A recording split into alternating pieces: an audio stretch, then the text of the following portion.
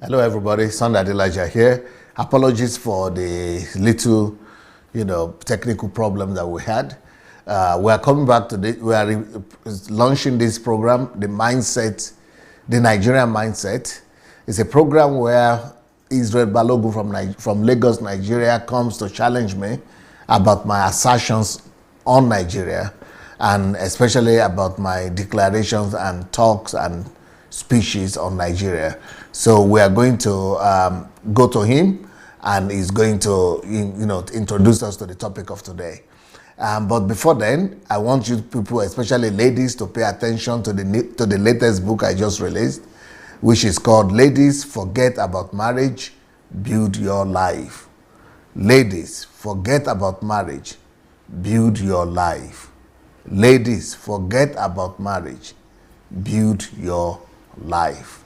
So this is the latest book I just wrote. I know there are a lot of people who don't have work are going to have issues with that, and they are going to do their own program or live broadcast about the title of the book. But it's good. They will help us broadcast it and popularize it.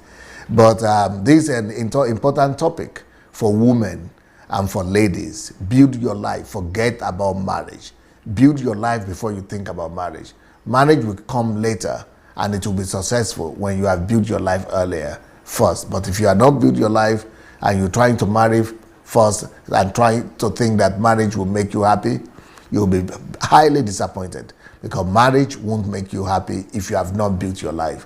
If you have built your life and then you marry, then you stand a chance to be happy. But if you want to be happy and why you have not built your life, by true marriage is going to let you down big time. So let me welcome Mr.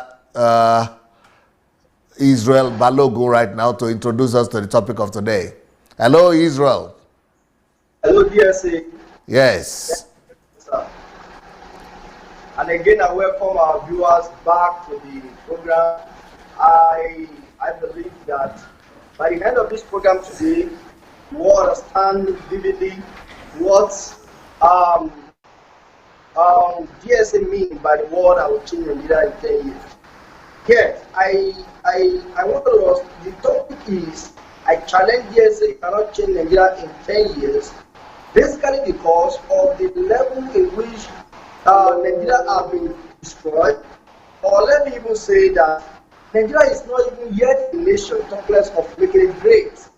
How do you want to build a nation who does not have any foundation upon which you are coming to build? And I began to say that there are so many instances, there are so many problems on ground that are going to be a core reason why 10 years cannot be enough. I've said earlier, everything I'm going to be saying here today are not my thoughts. If it's not my thoughts, I know what I'm thinking. But I'm thinking on behalf of Nigerians. I think like Nigerians on this program. I will be speaking like Nigerians on this program. And therefore, so that DSA can approach the problem as if it's approaching or addressing Nigeria. One of the major problems on ground, as I said, was Nigeria is made up of 200 million people presently, if we are not more than, because the rate in which population of Nigeria is growing, they have to do something radically to stop it. But as the number increases, the level of poverty increases, the level of unemployment increases. I have many other factors. I just decided to start from that because I saw the greatest weapon in the hand of elites to be the level in which people do not have access to good basic life, basic things in life. Basic things in life. People do not have access to them.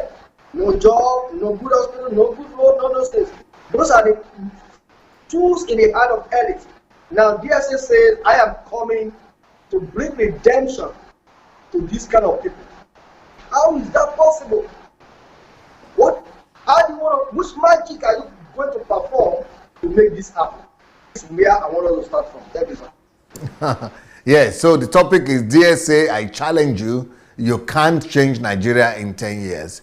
Well, first of all, I would like to say that what I said is that 10 years after I get to Nigeria, stone me, deny me if Nigeria will not change. I don't say Nigeria will become, the best country or the first country, the leading country in the world immediately. But what matters sometimes is not to have completed the journey. What matters sometimes is not to have gotten to your destination sometimes. Sometimes it is more important to start the journey or the process than to get to the destination. So what I am going to do, I don't say in my lifetime even that Nigeria will become the Nigeria of my dream, even in my lifetime. My lifetime might not be enough for it. But what I will do in the first 10 years will have removed a lot of shame from Nigeria. In the next 10 years after I get to Nigeria, once my feet touch Nigeria, 10 years after, people will be proud to be Nigerians. 10 years later, people will stop running away from Nigeria. 10 years after I step to Nigeria like this, the changes that you would have seen in the country would have been so overwhelmingly different from what we have today. So that's what I am saying. I'm going to trigger something. Something is going to be triggered. Something is going to so radically change that people will say, yes, Nigeria is moving forward. So that is what I want to bring to the table. That's what I believe that I can bring to the table. Even the country, Ukraine, where I am right now, it has not become an ideal country, but it has changed drastically from the Ukraine I came to. But because of my effort as well, because of my contribution, same will happen with Nigeria. We are going to bring enough to the table to make sure that we trigger a process of change, development, and civilization. So that by the time in the next 10 years after I step in Nigeria like this that I've arrived, everybody will begin to say, something has changed though. Just like, let's take the example that everybody can relate with because it's just of recent. When I started doing my live broadcast on Facebook, almost nobody really know who I was and what I preach. Even the ones that knew about me, they only know that there is a Nigerian somewhere who is, doing a good job or who has a big church in Europe, but they don't really know what I stand for or my doctrines and my principles. But I said, when I was starting that broadcast, I said, we want to change the church in Nigeria. That the church in Nigeria has been hijacked, that I'm bringing a revolution. I said I was bringing a reformation and revolution to the Nigerian church. I said we were coming like temple cleansers and idol smashers. This was 3 years ago I started the live broadcast, but I started doing this, direct talk about Nigerian church 2007, less than 2 years now, 1.5 years. Now, in 1.5 years, when I started addressing the Nigerian church like squarely, there is no way for people to say they have not felt that there's a change happening in the Nigerian church already. That's the kind of thing I'm talking about. It has not changed though, but the process has been started. So the same kind of thing that I'm bringing to the table and I'm expecting to happen when I get to Nigeria. But this time, it's not just going to be religious sphere or psychological sphere. It's going to be we are going to trigger a movement of national redemption and national transformation. Not just me, but with all kind of people that God is going to bring. But I know who I am and I know what I've done. And before anybody tries or will try to condemn me in a hurry, I will advise them not to be too much in a hurry to condemn me. Because if they know who is talking and who DSA is, they will know that this man is an expert in doing what people have regarded as impossible to be done. Everything I've done in my life has always been impossible to do. From me leaving my village in Idomila to being here, it's impossible. It's an impossible thing. For me raising up 200 millionaires in 3 years, it's an impossible thing. From me coming to lead the 100% white church or 99% white church in Europe, it's an almost impossible thing. For me to have built a church of 100,000 people in Europe is almost an impossible feat. For me to have have started a revolution, political revolution in a foreign land is almost impossible. So for me to have written almost 500 books now is almost impossible. Everything that I've done has been regarded or almost seen as something impossible by normal standard and to normal people. So before you outrightly condemn me and say I will fail, you have to also weigh that judgment and that assertion on the facts of what I have done and who I am. So I'm not an empty vessel that is just screaming and just shouting. And I don't want to convince anybody. I don't need to convince anybody. I said they should wait once I get to the ground. That in the next 10 years after, that is when they should judge me. They should judge me not by my talk only, but by my action. And the actions are going to come. But also, when we talk about changing Nigeria, as a country, for me, Nigeria is a failure right now. Nigeria is not just a failure, but it's not even a country yet. For me, that's why my approach to coming to Nigeria is resurrecting and I'm basically coming to Nigeria to bring dignity to the nation of Nigeria and to Nigerians. In my own mind, I'm coming to rebuild Nigeria all over again. My own coming to Nigeria is not just about, I'm not a politician and I'm not planning to be a politician. If God will not change anything, but I hope He will not change anything in that sense. I think being a politician for me is a demotion. So I don't want to be a politician. But what I want to bring to Nigeria is to rebuild the whole of Nigeria. I want to rebuild Nigeria by the grace of God. Not just me, with all the people God is going to connect me with, but I'm talking for myself. And because I know what I know, which other people might not know. So I could say, we are coming to rebuild Nigeria. And not just to rebuild Nigeria politically, but to rebuild Nigeria for me, Nigeria is not a country right now. Can you imagine that Nigeria, we say we're a country, in a country where,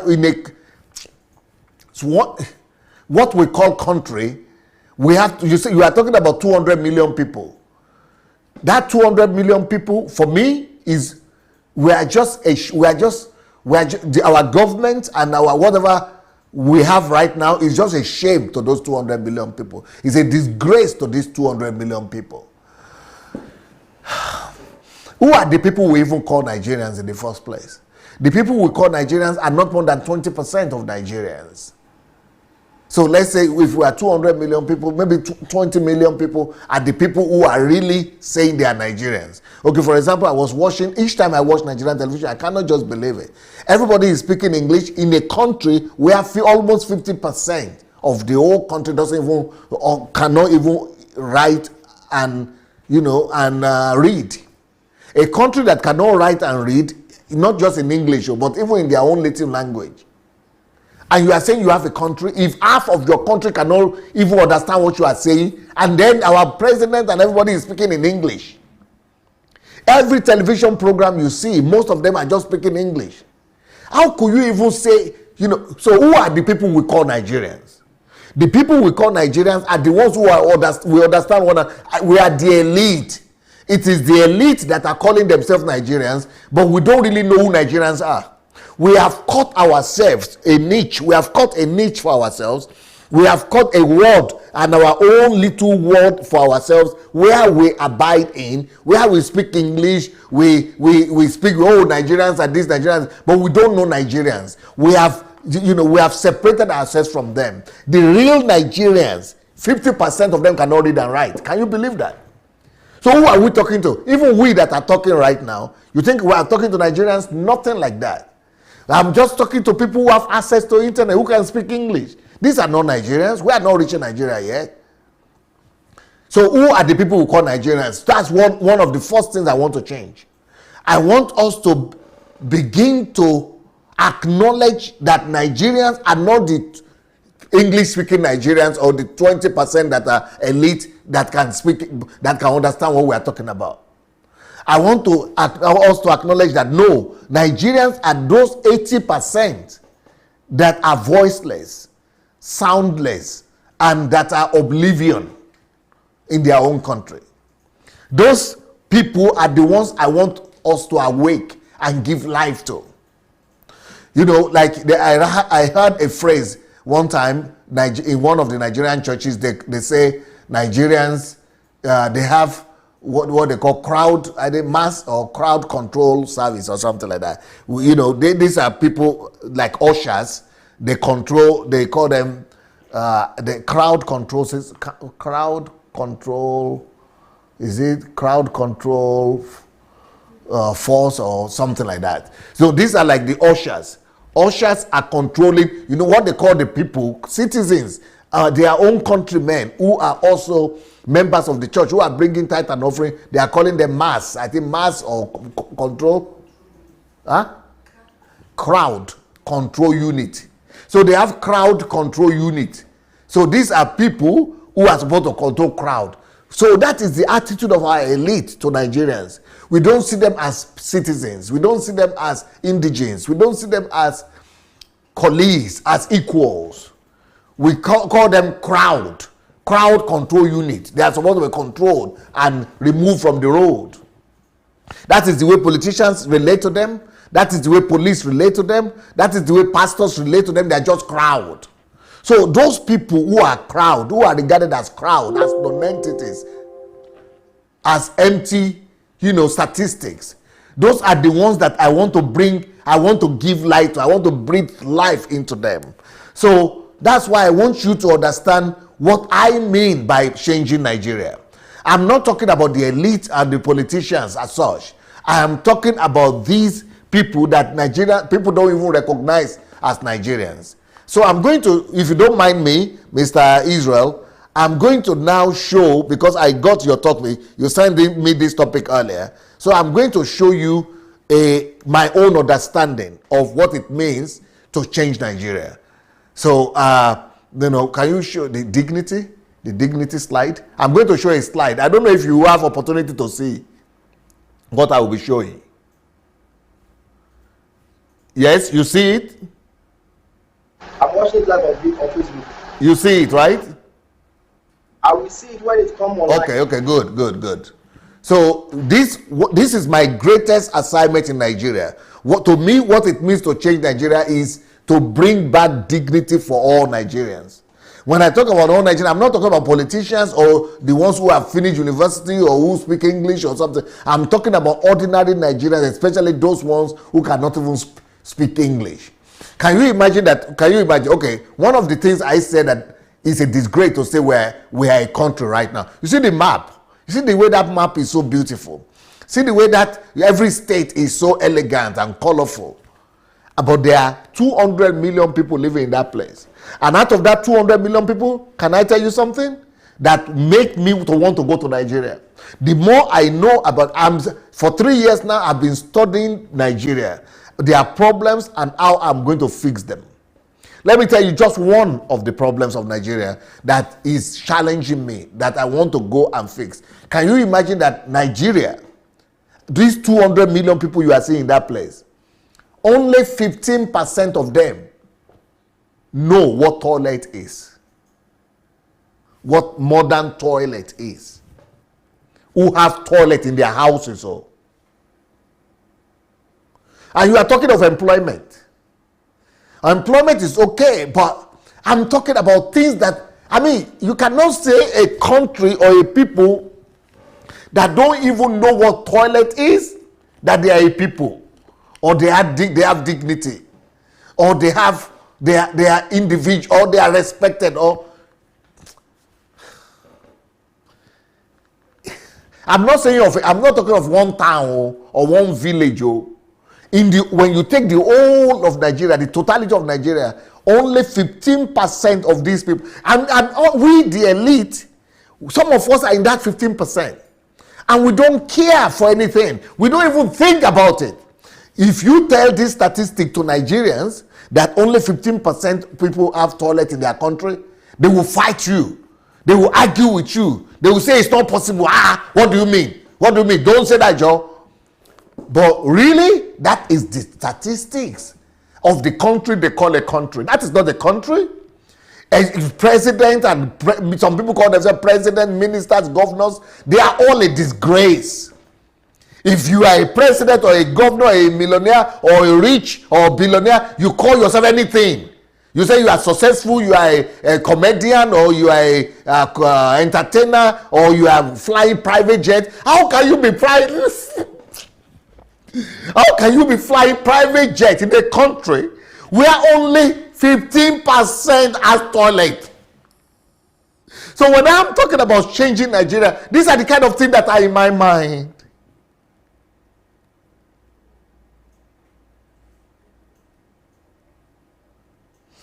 I want to remove that shame by God's grace. I want God to help me, and I know He has helped me already. It is now my own duty to take responsibility. I want to take responsibility for something like this. To remove that shame from this nation and from these people called Nigerians. Because if only 15% has toilet in their houses, and out of those toilets that they have in their houses, I'm not sure all of them have water flowing inside it to flush it. That is one. Then what are the rest? Somebody will ask, what about the rest of the people? What are they doing? The rest of the people, 50% of all Nigerians, so apart from that 15%, those are the elite. Then 50% who are average. They use is a pit toilet, they call it, or latrine toilet. Latrine pit toilet. All. They just have all outside somewhere there in their house. Outside their house. So 50% of your country, you call country, in 21st century, they are using pit latrine. 50% of the whole country. And you are saying you are wearing agbada. What is the good of your agbada? I don't care about it. You are saying, oh, and Nigerians are buying the latest Mercedes, the latest iPhone, the latest iPad, the latest, airplane, the latest, Jeep, the latest thing. What is all that? That is a shame and a disgrace. That is nothing. That is, we are living for emptiness, not for things that matter. 50% are using pit latrine, and then you say, what about the rest? So 15 plus 50, that's 65. What about the rest of the country? In your country that you call country, the rest of the whole country, they just do defecation. Defecate everywhere, anywhere they can see. I've sent a team to Nigeria. I have a team from my church, from my team, from our country, from Ukraine, in Nigeria right now. They went to see my school, and they sent me a photograph where I went to. And they went to Idomila, to my village. Later on, we'll show you the photographs later on. So they went to Idomila, and they were taking photographs of all the place where I grew up 40 years ago. And then they are saying, where is the toilet in this school? A whole school, secondary school, no toilet. I was there 40 years ago, no toilet. And how did we attend toilet? What toilet were we going to? They didn't even consider to put toilet in a whole school. I mean, not just that school. Many schools too. We don't even have building. Talk less of toilet. You are talking toilet. We don't even have share. You are talking toilet. What toilet? Toilet? How many in the whole city, in the whole town itself? How many toilets do we have? Can you imagine that I never saw toilet going up in my own village until when I was already in secondary school? One man returned back to the village from the town after he retired as a railway worker. He got his pension and then built a latrine pit. He did a pit in his house. That was the first toilet pit latrine that I saw in my village. I was already 17 years old. So how did I go to toilet and the rest of my whole village? Bush. Me, myself, that you are looking at right here. So we are talking of a country like this, and you think it has changed? It has become worse. So a country like ours, that we say is a country, you cannot, I don't even know how you could even say you are a president of such a nation, or you are a millionaire in such a nation, or you are having a car, or you are having a Mercedes, and you are bragging about jet and all that, in such a nation where your countrymen, individuals, human beings like yourself cannot even go to toilet. Okay, toilet is even far. In Nigeria, almost 193, statistics just came out, 93 million people are living on $1, less than $1 a day. 93 million people. And you say you have a country. It's a disgrace. 93 million people. I'm not saying 9 million or 3 million. 93 million, that is like a continent almost. That's like many countries together. Almost 100 million people.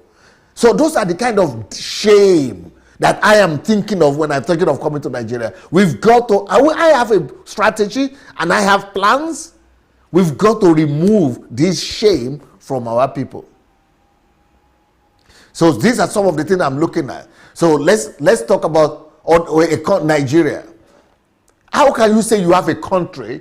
You know how many Nigerians have water flowing in their, in this country where I am now, for example, if I tell somebody that they don't have water flowing in their houses to bath or to wash, tap water in every house, in every room, in every apartment, they will say, no, you are not talking water. What do you mean? It's not possible. But in my own country, in every apartment, in every house, in every room, to have tap water, less than 20% of my whole 200 million people have tap water in their I'm not talking about the one outside in the compound of the house. So I'm not talking about just water for the whole family in the house. I'm talking about inside the apartment, in every apartment. Less than 20% of Nigerians have water, including elites and politicians and pastors, GOs, all of them. When you put all of them together, they are less than 20%. And you are saying we have a country? It's a shame. For me, we don't have a country. We need to build a country all over again. We need to build a new Nigeria. We need to rebuild Nigeria from scratch. And the plan that I have for Nigeria is to rebuild the whole country. That's why I say it might not finish in my own lifetime, but we will have, in the next 10 years after I get there, we will have triggered something that you will see the difference in what we are talking about. You will begin to see dignity. So I am talking about, I have two plans.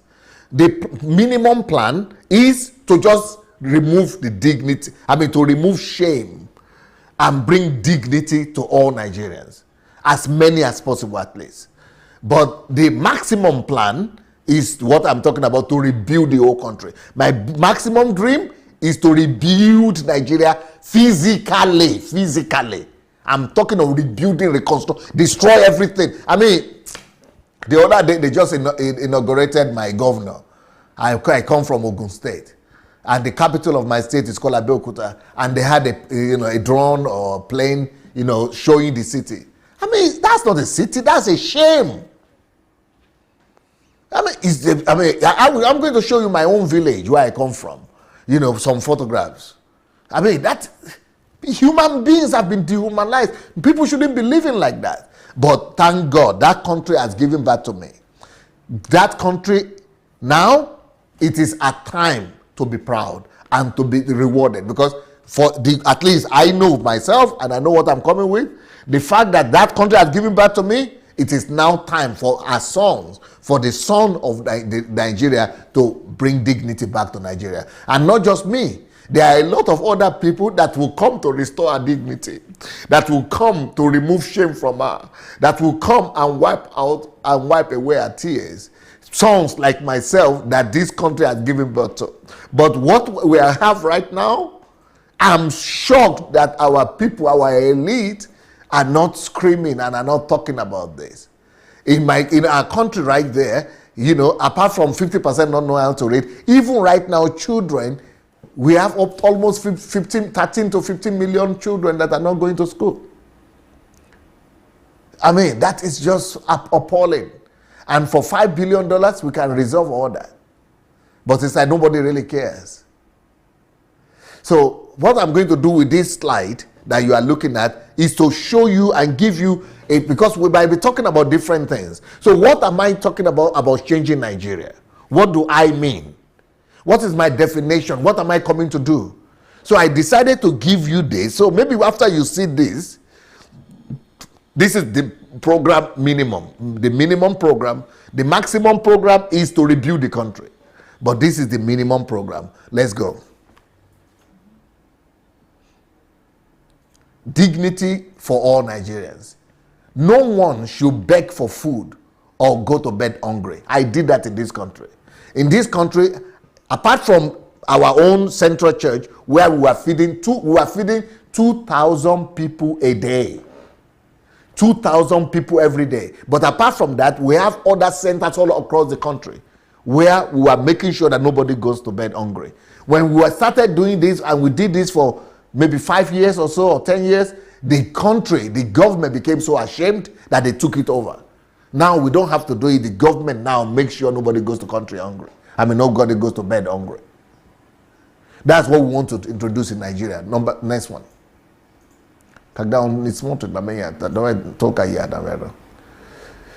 No old person should live in penury.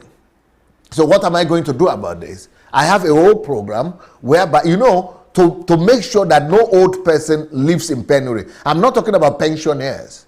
Because pensioners, the people we call pensioners in Nigeria, and we think it's a big deal. Pensioners are people who work for government. How many percentage of Nigeria work for government? It's less than 5%. So we are talking about pension and making a big deal. Oh, they have not paid the pension of this, paying the pension of this. Only 5% of Nigerians are employed by the federal government that need pension. What about the rest of 95%? Who is paying them pension? Who pay my grandmother pension?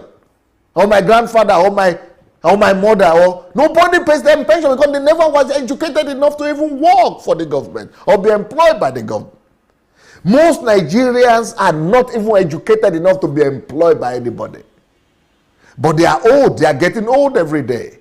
So we must have an insurance policy.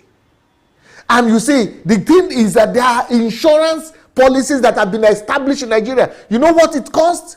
It will only cost, there are different families, depending on how many people you have in your family. So let's say you have 3 people in your family. You only need 20,000 naira a year to insure your whole family.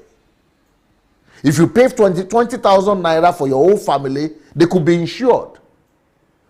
Then, so we could have, that's what I'm saying, that we could, but we have 3 policies in Nigeria that are running, depending on how big your family is.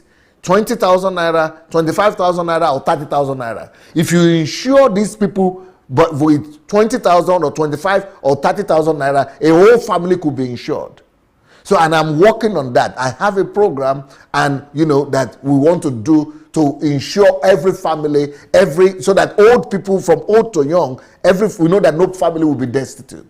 That is one of the things I'm working on, and I want to introduce when I get to Nigeria. It is already there. There are already companies, but we must provide it for everybody, especially the vulnerable ones. Next one. Every child must be, this look like politics, right? Because these are the kind of thing politicians say. But I'm not a politician. I don't need the work. That's what I tell, people. I tell politicians like Shogore and other people who wanted to become Nigerian president. I say, first of all, do anything you are, Kingsley, Mogalu and others. I say, anything you are planning to, you say you will do when you become president, do it first before you become president. The same thing for the governors. If you say you want to do these things, why should you take a position to do it? And that's what I want to do myself. I don't need a position as a governor or as president to do these things. If we say we really want to help our country and we love our country, let's see what we are going to do first without vying for any political position. So if you say you have brain to have money, use your brain to get money and do these things. Why do you need the federal government money to do it? Why do you need the budget money to do it? If you really say you are smart, and you are powerful as you are, and you say you are powerful, come with the money. Use your brain to get the money. Like Kingsley Mogalu, he said he's an economist. Hey, let's see your economic brain. Use your economic brain to bring to pass the things you said you would do without being a president.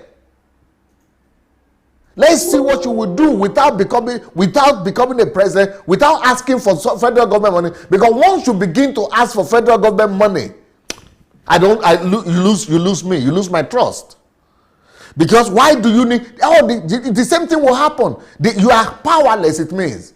Why do you need the money to do it? I want you to tell me what you can do without money, or what you can do with your own brain and with your own capacities without government intervention or money. This is what I want to bring to the table. I want to make sure that every child is taken care of, and I have a strategy for that as well. And one of it is the insurance I already spoke about. Go ahead. Basic amenities should not be a luxury. Now, I'm not talking about the 20%, I'm talking about the 80% that don't have light, don't have water, don't have good road, don't have house. This is shame. So it is this shame that I want to come, by the grace of God, to remove from the face of Nigerians. Now, will it happen in 10 years? No, it will not happen for everybody, but the process would have been triggered. Because I have a program whereby we want to do microfinance something. And I already have partnership with somebody who already built a system to give microfinance credit to 10 million Nigerians in 5 years. So in the next, in 10 years, after getting to Nigeria, we plan to be able to do microfinance for 40 million Nigerians. If we can empower 40 million Nigerians with money, especially the poorest of the poor, we will be getting there. We will not finish it, maybe even in my lifetime, but at least we will have started it. Okay, go ahead.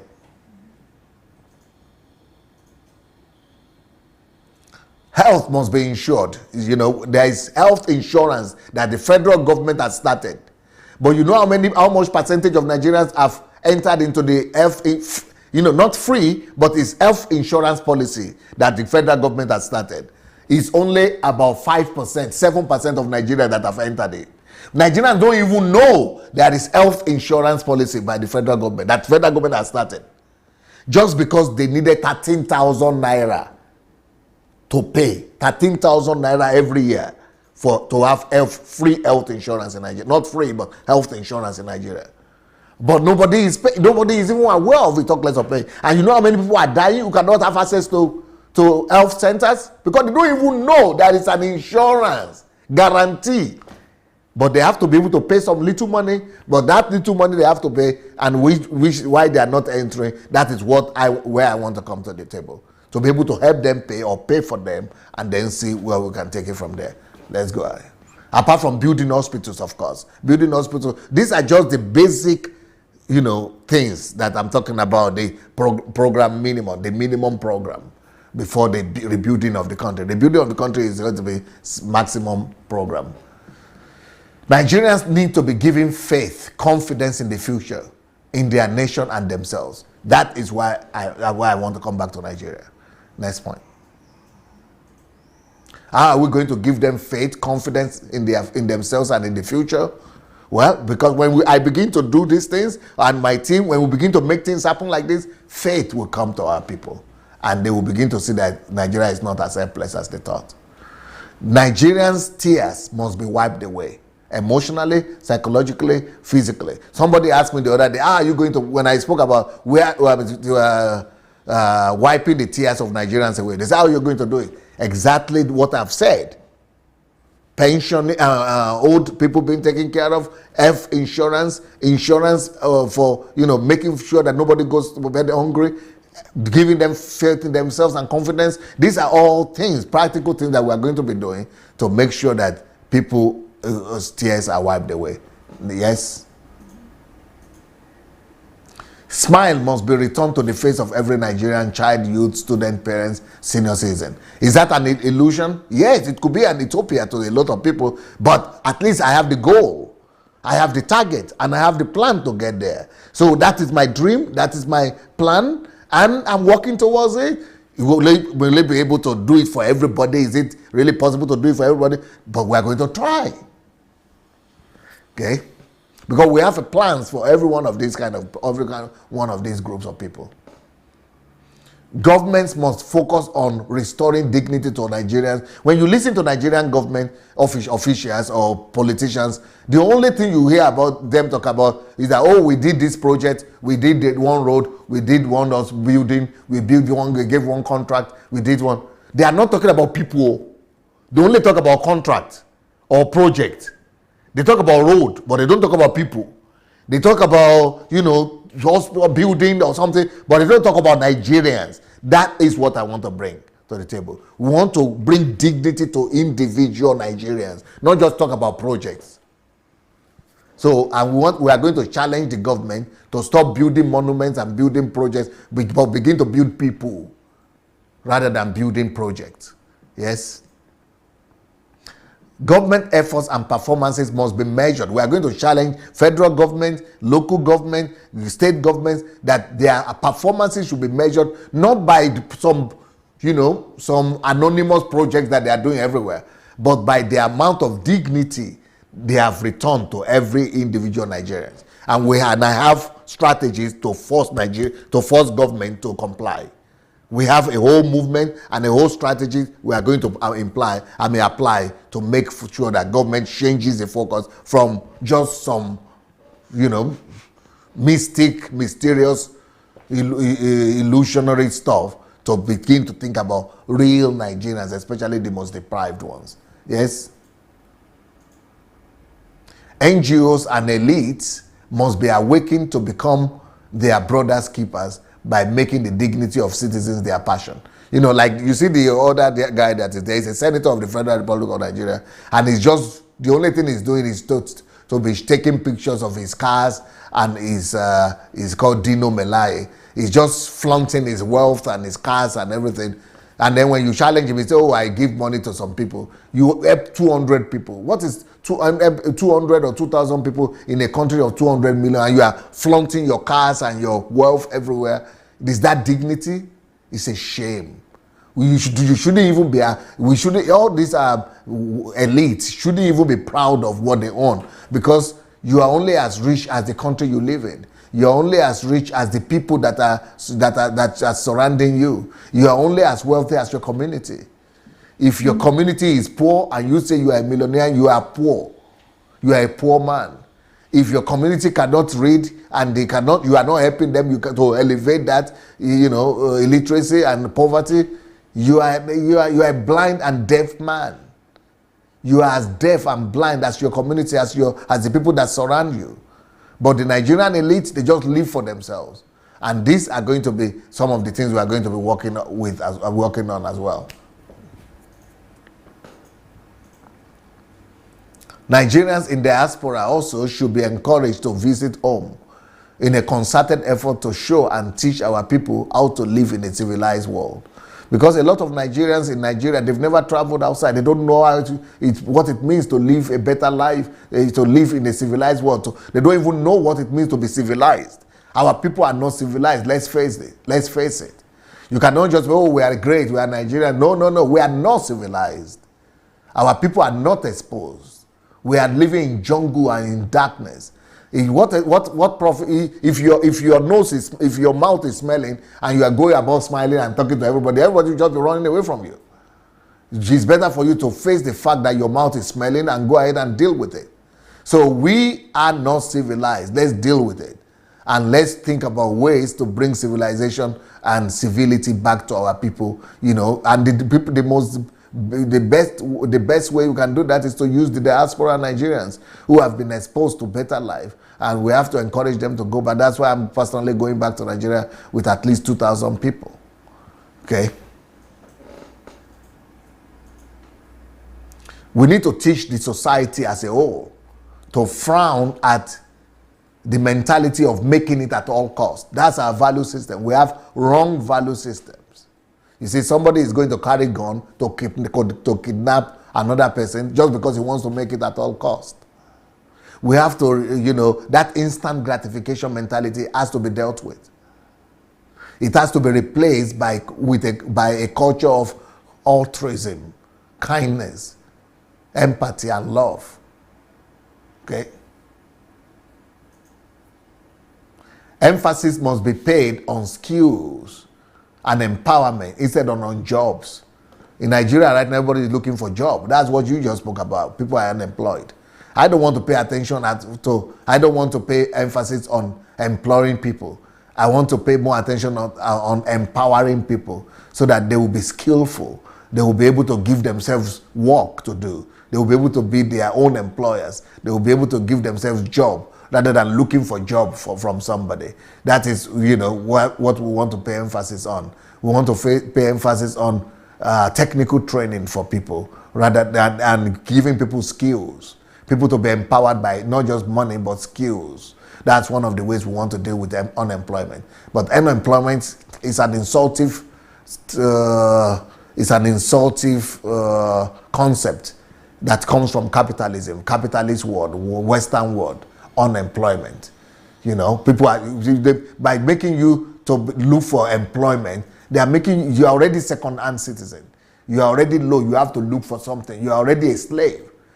But we want to make you to be the owner of your life, not to be employed by Uncle Sam, not to be a slave to Uncle Sam, but to be the owner of your own life. Okay? And I have strategies and programs for all this. There must be eradication of second-class citizens. These are other problems. We have Nigeria is divided into we are a feudal country. We are a feudal society. We are not a civilized society. We are a feudal country. What is a feudal society? A feudal society is a society of the haves and have-nots. So in Nigeria, we have 1 or 2% who are the feudal, the lords, the haves. They have and they rule over, and they own everybody else. So 2%, maybe then we have the middle class, maybe 20%. So these 2% of people or 5% of people, they are the feudals. They are the ones who own not just property, but they own people as well. And then the elite also have joined themselves. So Nigerians have been divided into, let's say, 20% of the feudals who are the elite, and they are the ones who own the country, and they own people. And then the 80% of people who are just their property. 80% of Nigerians are not citizens. They are subjects. They are properties of the 20% that have something, that have money. So there must be, we must fight for the eradication. That's why I'm coming to Nigeria. I want to eradicate. I want to fight by God's grace to eradicate that divide in the society. We want to bring about revolution to remove that divide, that class consciousness, that haves and have-nots. That they want to eradicate the second-class citizen status of most of our people. Most of our people are actually second-class citizens. Like the housemaids. Who are the housemaids? The housemaids are like properties that are owned by people who employ them, who own them. Gate men. Gate men, who are they? They are like not human beings. They are like people that are just owned by other men.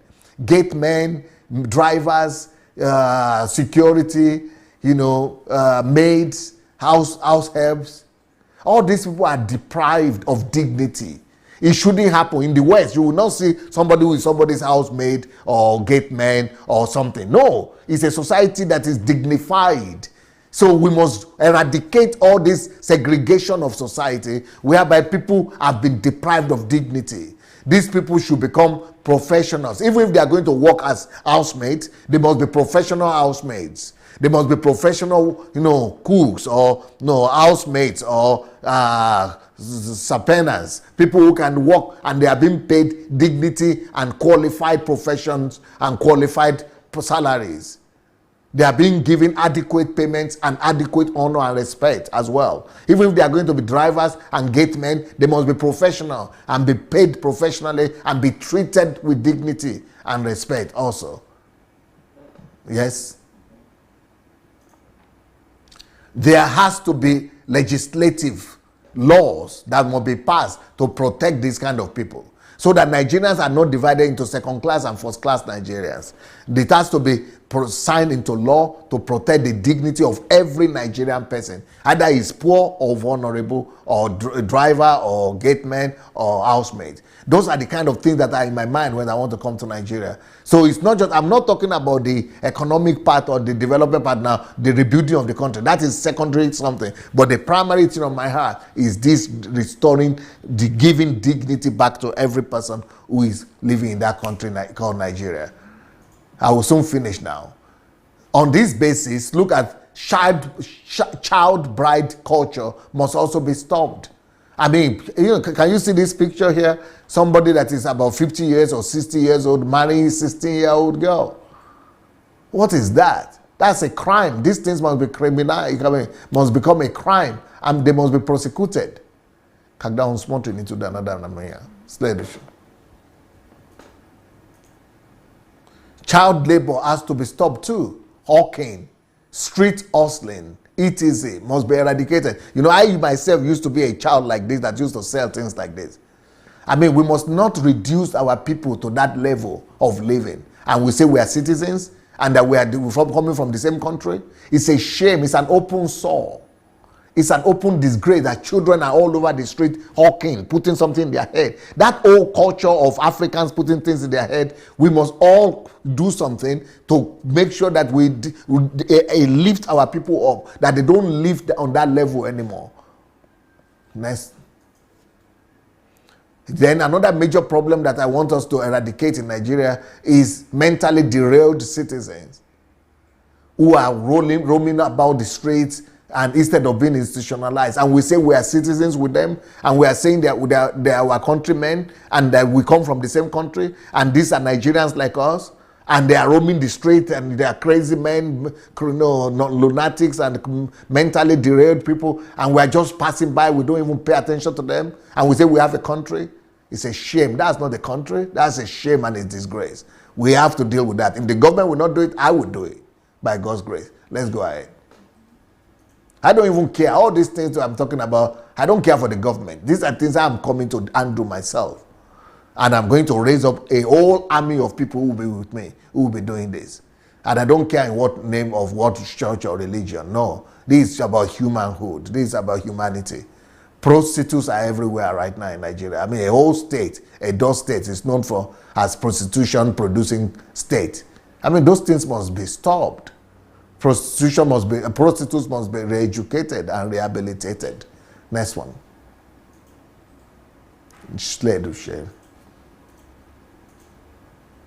Area boys. What is that, area boys? These are occurrences that you don't see in normal human society.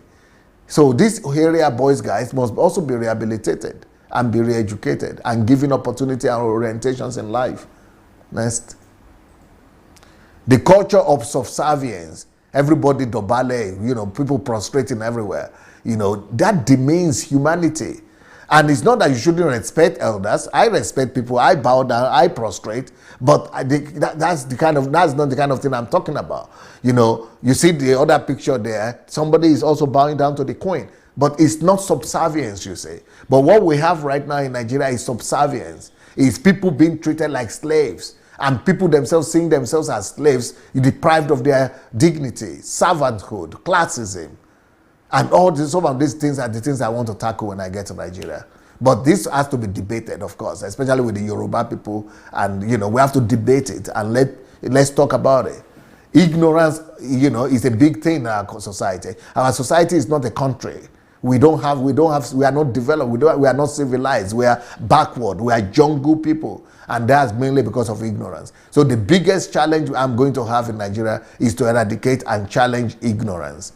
Ignorance, lack of education, lack of enlightenment, lack of exposure, worshiping money instead of worshiping God, worshiping people who are powerful. All these are evils and vices that are the root of our people's lack of dignity. And that is why their dignity has been deprived. They have been deprived of dignity, and they are living a life of shame and penury. So my effort and the effort of the people that we are going to mobilize are going to be directed at bringing back dignity by destroying ignorance in our people. Slavery. Women, You know, that's another major thing that must be restored. Women dignity, respect for women, nursing mothers, couples, especially in the villages. We have to teach the women, you know, how to live the civilized world. I mean, how to live in a civilized world, how to live in a civilized culture, what it means to be civilized. I mean, we have our women carrying children in the back, you know, and feeding them like that. You know, a lot of primitive stuff. They don't know how to do house chores, you know, home chores, and a lot of primitive habits, and, you know, a lot of anti-hygiene, climate and atmosphere in the house. You know, a lot of reorientation that we need to do. These are things I'm looking at. These are the ways and means to restore dignity to Nigerians. Respect. We have to teach people to respect themselves, to have honor and dignity, and to respect women also. So respect, honor, dignity must be restored to the women through educating them and teaching the society on the difference and value of a woman. Next one. School environments from primary to university classrooms must portray dignity. They must portray honor. I mean, if you go to the dormitory, I saw photographs of dormitories and hostels in universities of University of Ife, Ibadan. I mean, animals don't even live like that in Europe. Animals don't even live like that. I'm not even talking about prison. Those places are like prisons. I mean, they're not meant for human beings. Human beings shouldn't live like those classrooms. I will show you even my own school where I went in Idomila. I mean, basic amenities are not there. They don't depict honor and dignity. These are the kind of things I want to challenge and want to help resolve the amenity and infrastructure problem in that sense. Okay? Okay, I've already spoken about this one, that only 15% of people have toilets in their houses. 50% only have pit latrines in there. And then the rest, 35%, defecate everywhere in the bush and gutters. And, you know, if we don't have flush toilet systems in every home, we cannot say we have a country. Next one. Less than 1% of the ground, the floor, you know, the ground, people walking in Nigeria, less than 1% of the ground in Nigeria is paved. The rest are just sound ground. That's why you cannot walk 1 hour in this Nigerian street. Your shirt is dirty, your shoe is dirty, you know, you come back dirty. This fact doesn't dignify us as a nation. I'm not talking about a paved road, though. I'm not talking about a road. I'm just talking about territory. If you come to Europe, you don't see ground. Like in Nigeria, everywhere you look, you see floor, ground, sand. In Europe, you don't see ground or floor. You don't see it at all. Unless you go to the bush or to the forest to go and dig it out. Otherwise, all over the city, all over village, everywhere, we're not... In Nigeria, only 1% of our ground floor like this, ground street, are paved and neat. You know, you can walk in this Europe for 1 year and you not need to wash your shoe or polish it. I don't even have polish. We don't even know how to have polish in this place. It's in Nigeria you know about polish. You don't even need polish. Everything is clean all the time for 5-10 years. You can use the same shoe. No grass, nothing, no dirt, nothing. Because everywhere is paved, cemented. So if we don't have an atmosphere like that, we cannot say we have a country at all. We have not been built. We don't have anything. We need to begin to think about these things and take things and just, you know, instead of arguing and fighting about little, primitive stuff. These are the things, the kind of thing we should be discussing. As long as we have 152 million Nigerians living on less than $2 a day, and 93 less than $1 a day, 93 million, representing about 80% of our country's population, then we are not a country. Approximately 20% of children under the age of 5 years in Nigeria are underweight because they don't eat. You know, if you go to UNESCO statistics and World Health Organization, there is an amount of kilogram of meat and fish and protein and fruits that every child must eat. Not every child alone, even adult. There is an amount of kilogram or something you must eat in a week, in a day.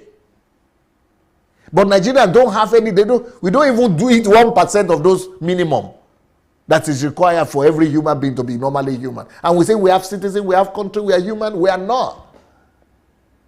That's it. Average daily dietary energy consumption per capita in Nigeria, which directly affects the brain function. Because if you are not eating, enough, your brain function will not function well. The average is 2 kilograms 700. Kilocalories. Sorry, 2,710 kilocalories is the average that we have in Nigeria. Whereas in America and any world country is supposed to be 3.8 kilocalories. In Canada, it's 3.5. That we are supposed to have some minimum. This is for average individuals. Oh.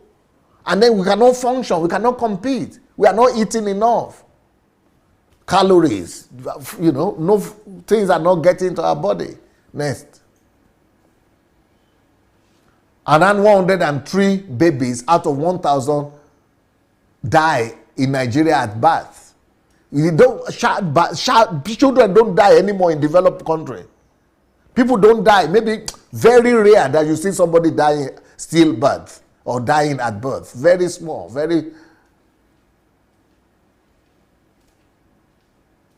But in Nigeria, people are still dying. Mothers are dying. Children are dying. In fact, we have the highest death by maternal death, and in the world. Go. Yeah. Okay. We are now number 4. 814 deaths out of 100,000 births. It's a disgrace. Can you imagine gas cooker? Or gas, is it cooker? In Nigeria, less than 30% of Nigerian homes use gas to cook. And we say we have a country, we are too primitive. 70% of our people, we don't even cook. We don't even have gas cooker in the house. We are using kerosene, firewood, what they call that kerosene stuff? Stove. I would say we are a country. I mean, if we are a country that is still using stove and firewood, 70% of our country is using for stove and firewood to cook. We don't even use gas. Only less than 30% of Nigerians use gas. And we say we are a country, we are not a country yet. Everything has to be destroyed and start all afresh. Slavery. For the love of God, church and nation, Sunday Adelaja. Let's go back to Pastor Israel, because I just needed you to see what I know, what is my burden, what I am thinking about when I'm thinking about coming back to Nigeria. This is just the minimum assignment. This is not my big project. These are just the burden on my heart when I'm thinking of Nigeria. Most times when someone listens to you, you feel as if, am I living in this country? Can you come closer to your, say it again, sir. Most times when someone listens to you, I will feel like, are you sure I'm living in this country? That somebody who is living in abroad can chronicle my nation, my country in detail than me that even live in the country. But at that, I want to be picking you up on all of these things you have been saying. And I really wanted to question some of them. I have some thoughts as we talk. I don't want to lose them, but I think I can. God will help me to recall some of them. Yes, you have spoken so well. And this thing you said, I believe Nigerians are listening, and those who are challenging the possibility of you changing Nigeria in 10 years can begin to see what you mean by saying, I will change Nigeria in 10 years. They also can have a perception, a clear understanding of what you are actually looking at, even though these things may not 100% in place for the process we began in your lifetime. And also, I want to say this, thank you very much. But I must be very frank with you, dear. Your generation of the same age, of the same pastoral ministry, they have put many of these voiceless people under their subjections. Maybe I should make it clear. Yes, I'm sorry if I sound a little bit confrontational, but I'm going to be very confrontational because I am thinking on behalf of Nigerians. I'm saying that Nigerians that you are coming to deliver, these voiceless people you are coming to air, they are under the subjections of your generation.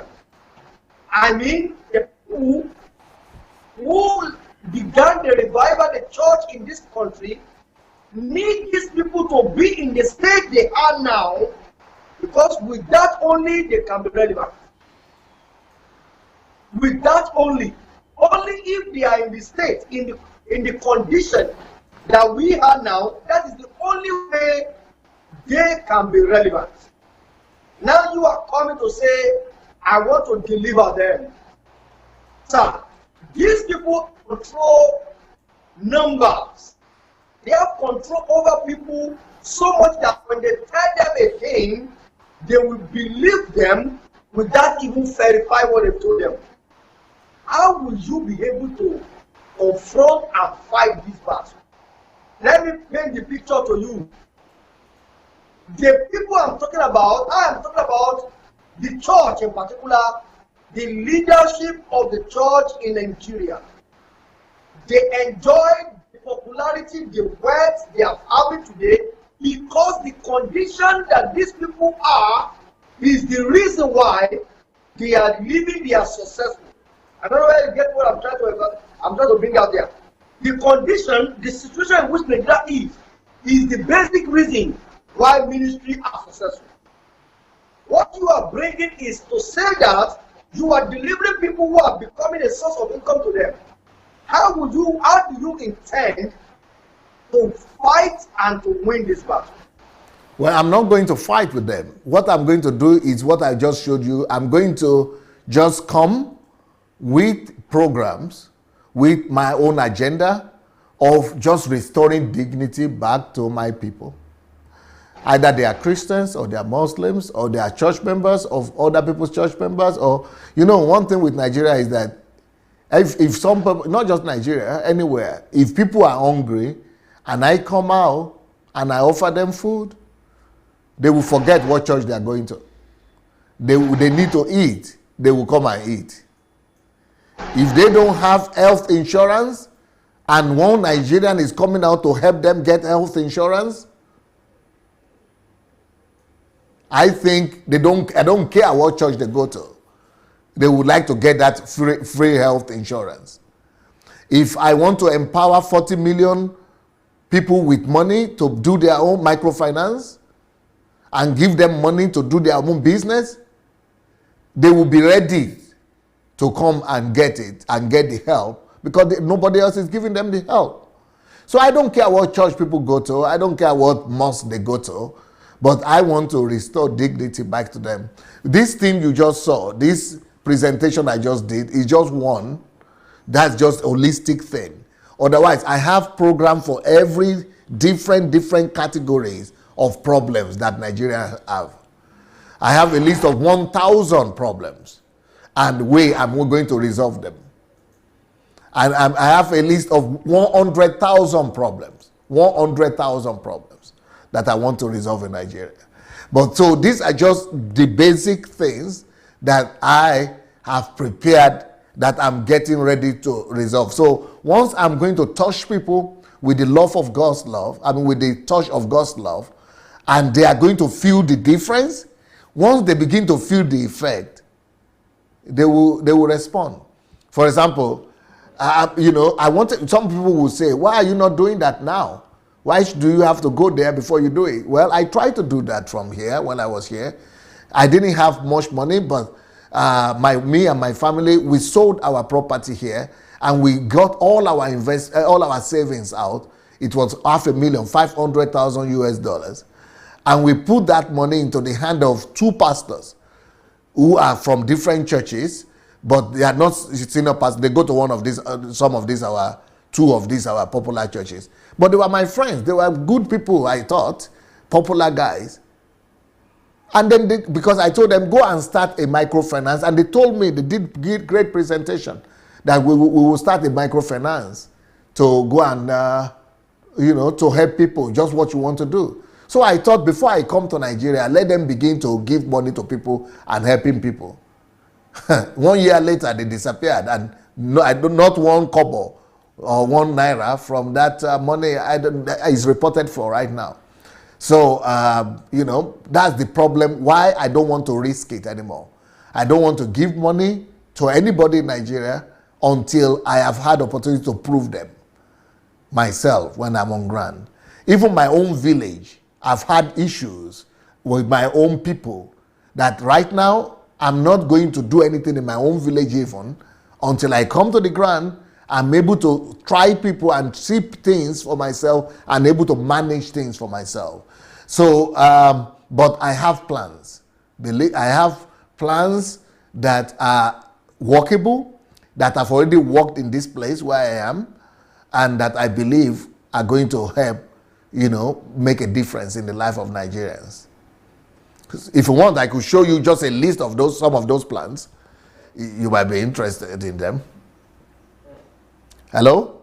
Hello, yes, can you hear me, sir? Yes. I want you to hold on to that plan because my next program with you is going to be addressing each of these programs one after the other. And we'll be asking you to show us how you are going to handle them.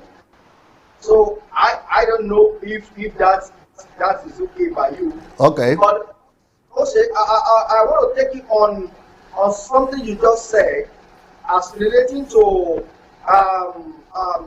you are speaking about you are not coming to fight them, you just make yourself available and show them the love. But let me tell you something, dear sir. This country, nobody has ever loved us for free. Nobody has ever shown us love for free. We have experienced so much unlove that we don't believe somebody can love you without any hidden agenda. Let me also tell you that when you try to even cook food and give it to people, cook food today and take it to beggars on the street, they believe that you are having one problem, and they told you that it's when you share that food that the problem will go away.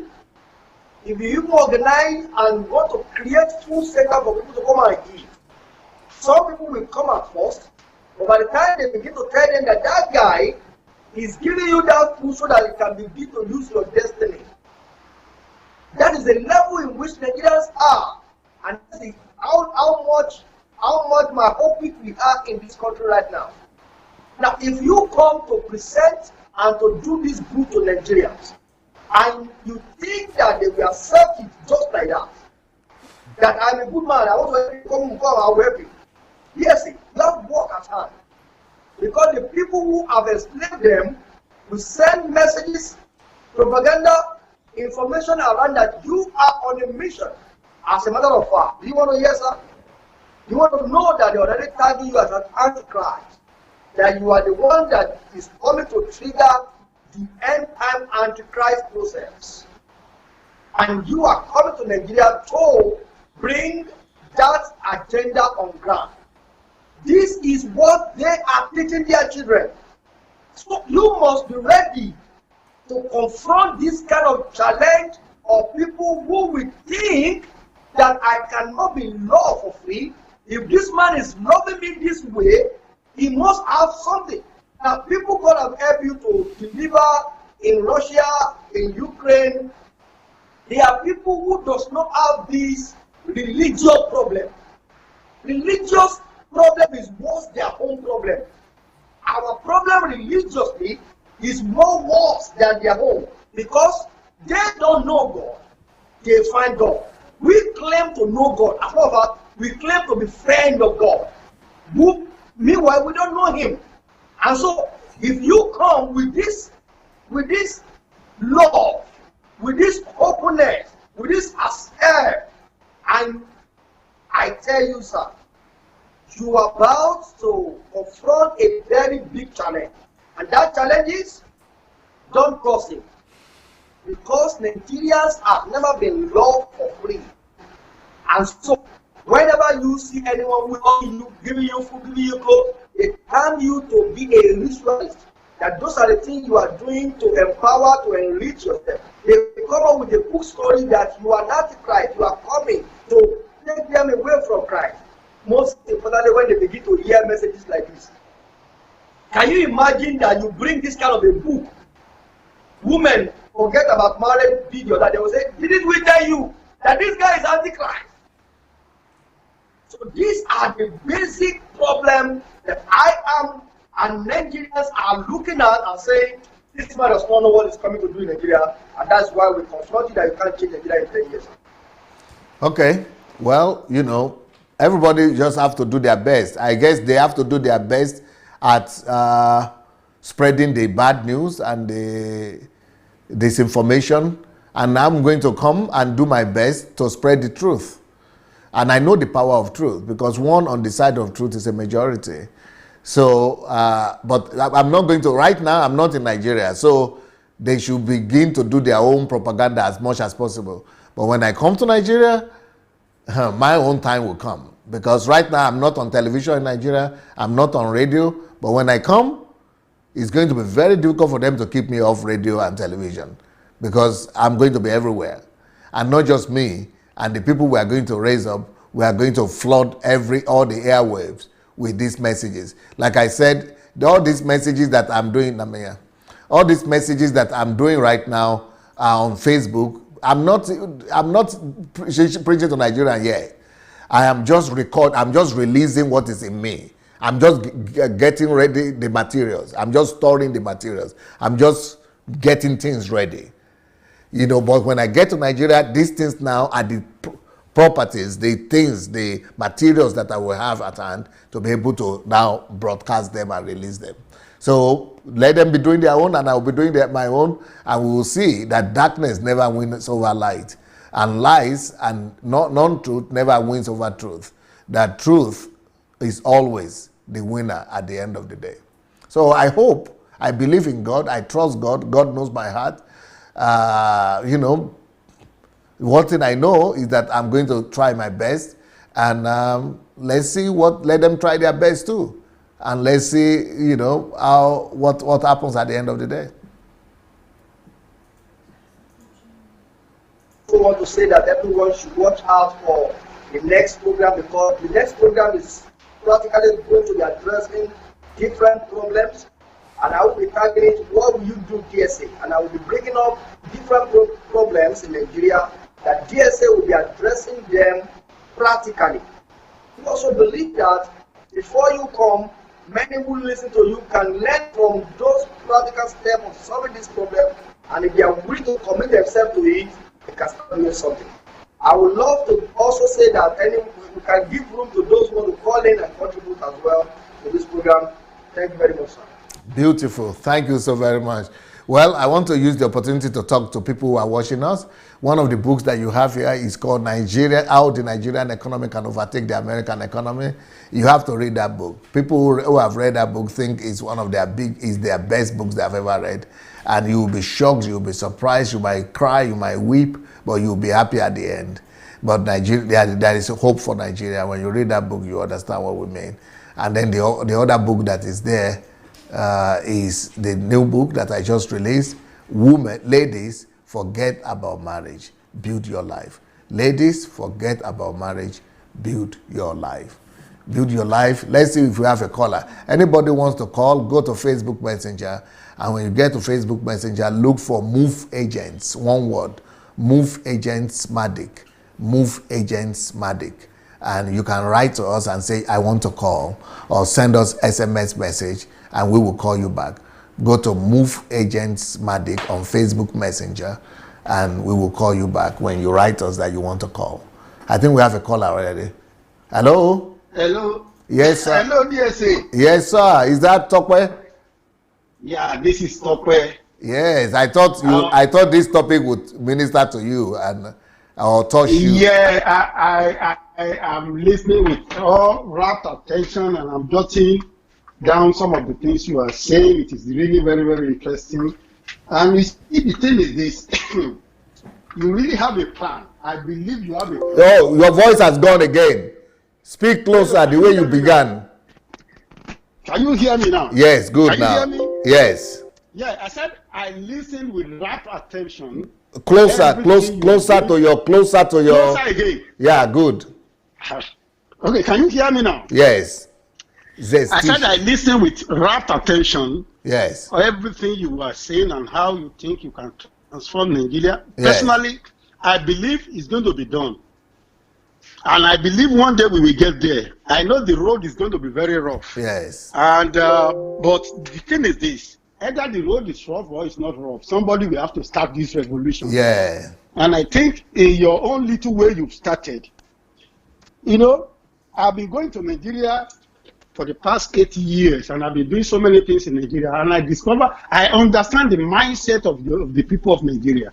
I understand the way they think, you see, this thing that you said today, supposed to be the blueprint for the ruling party in that country. That, okay, this is what Sunday Adelaja want to do. Why can't we even try it? Why can't we even adopt 1, 2, 3, 4, 5 of it? And let's see if there's going to be any positive change in our country. Are you listening to me? Yes, but something is making noise. Okay, now it's good. Oh, okay. Can you hear me now? Yes. So, but they will not. The only thing most of the people, even those you think that are close to you, will do is to sabotage your effort. Yes. That is another area you must think of addressing. You made mention of it now that you've given $500,000 to some people to help. That is Nigerian for you. You need, first of all, you yourself. I know you understand the mindset of Nigerians, but you need to still study more about who we are as a person in Nigeria. No, I don't believe that. I don't believe I understand the mindset of Nigerians. So. Yeah, no, I don't think you until you get you're on ground, you will not understand fully the way they reason and the way they think. You know, imagine if you commit $500,000 to some people to help their people. I want to tell you the secret. It is the same people that will ask them to help that will sabotage every effort you are making. The same people, the same poor people. You understand? The same poor people in government, on the street. These are the same people that will, because why? Because their mind are corroded. They don't understand the value and dignity of life that you want to bring into their life. They don't understand it. They cannot believe they can change their lifestyle, or their lifestyle can just change like that. And they are thinking, they don't believe it can be changed. You see, look at when you are talking about people prostrating for people. They don't understand that when they glorify one stupid idiot who took their money and gave them a bit of it, that when they glorify that guy, that they are not doing themselves any favor. They don't see it that way. They believe that is the end thing. Look at the North. Especially if you see the diversity of our culture, it also brings a lot of problem into us. In the North, when one of them is rich, or is the Emma, or is the Emma or the leader, they will glorify that person till they die. They will never think of themselves. They will never think of what they can do for themselves or to their life. They will only do right candidate to that person. So until all this mindset is changed and this value is put in place, which I believe you've told us right now, that this is part of what re-engineering of our mind. That is what you wanted to do. And until we start to do that, that is going to be the foundation before you can even build anything on, especially in the country called Nigeria. We are so polluted, so corroded, and so distorted in our mindset that we don't even know the meaning of value of life. We don't even know it. And I commend you that you are able to lay all these things up. Like you said, most of the things you are putting down, that you are writing out, is going to be for generation to learn and to know. And that is why when you are telling them, you know, people take everything you say literally. When you say you're going to change Nigeria in 10 years, if you are laying the foundation for the next 10 years, let the other build on it. Yes. And like I said, yes, if you lay the foundation for the next 10 years, let other build on it. And you look, people need to understand your philosophy, and that's why people get problem with you. Those who think they know you, those who think they are close to you, they don't even understand where you are coming from. They don't even understand your deep mindset. So they take you on a facial value. They take you on what they thought you should do, not what is in your mind to do for the people. Yes. So when they get to you and they want what they want, or they think they should get from you, and they could not get it, you become their enemy. And that is what I know. Though, like I am here, I know I don't agree. You know, and I say it to you, politically, the way you stand the last time, I don't agree with you. But that doesn't mean that I should not respect your view, and you too should not respect my view. And these are the things that people are having issue with when they deal with, and that is Nigeria for you, because they want things their way, not your way. Wow. And that is the reason why you will give them 500. They know this person. They know this guy is not going to offer them anything. They know deep in their mind they will sell their own children because of 50 naira. They understand. They know because they are only interested in what they will get right now, immediate gratification. That is what they are interested in. Even when you get to Nigeria, those who are purposed to work with you, and you're going to get that shock when you get to Nigeria. Those you think that are glorifying you now, those who think that are very close to you now, if they could, half of them, if they are 2 million, 1 million of them need immediate gratification. And if they cannot get it when they get to Nigeria, you will discover that they will first of all be the opposition to any project you want to do. They are your disciples. They've been listening to you for the past 5 years, or 3 years, or 2 years, and you believe in them. But by the time they could not gratify what they thought is what they do, they can get from DSA, at that point in time, you will discover that they will be the opposition that will rise up. They will tell you, I know DSA, I know him, I talk to him, I've been with him, I've done everything with him. They will show pictures that you guys have taken together, and that's what they will use to attack you. But like I said, you've got a really fine blueprint for what can make even apart from a nation, individual to be great in life. Now are they ready for it? And I hope Nigeria is going to be ready for it by the time. And I want to tell you something. Every plan that you have laid out, all those who are claiming to be your disciple, they have a role to play. They should not wait for DSA to do this thing alone. Yes. They must start to contribute their own, even before arrival of DS, in their own little way. Yes. Because if you don't have anything doing before DSA come to Nigeria, you are going to be shocked. Because you will not be able to keep up with the tempo. Yes. You will not be able to keep up with what is going to happen. You will be left behind. And these are the people that we start to cry, oh, we started together. We have been the disciples of DSA for years. Now we came to Nigeria, now he forgot us. That's going to be another battle. You must be ready to fight DSA. You must be ready to fight that. Yes, you must be, those who are working with you, who are very close with you. By the time you get to Nigeria, you will discover that the dynamics will change. And those people that you think that are on ground for you, you think they will not be relevant. Because you have to start all over again. You must be ready to deal with this set of people. You understand? You must be ready. And some people will be there. The only job is to just sabotage everything you do. If you are into construction, you believe that they will bring cement to do your job. They go and bring fake cement. They will do everything to some of them. You must be ready for that. Even when you put them to teach some set of people, you will discover that when they were teaching them, they will be doing another thing, contrary to your mind, to your message, to your program. And you must be ready for all this set of people. So that, and you must, when you are ready for them, it's going to be easy for you to maneuver through it. And I wish you best of luck. I wish you God grace. I wish that God will give you the strength. to move Wow. forward in this You are project of you restoring are speaking Nigeria. like an expert on Nigerian Yeah, well, mindset. yeah, because like I said, I have an NGO. I just came back from Nigeria about three months ago. I told you I've been doing it for 7 years. They all thought I'm doing it because of politics. I just laugh at them. The last NGO I did it in the town of my governor, the new governor of my state. And all of them came to me, oh, why can't you come and see the governor? I said, I don't have any business with the governor. I just came to help these people. These people are poor people that need help, that need medicine. Because me, I like the area of hospitality. Medical. That's Yes. my own area that I really have passion for people, because people are just dying like chicken. And that is where the dignity of life that you want to restore, that you want people, because people are just dying like a fowl. And nobody will just look and say, oh, somebody is dead there. Oh, what killed this person? You see, in America, if 2-3 people die in succession, they will want to find out the reason why they died, and they will alert the whole nation.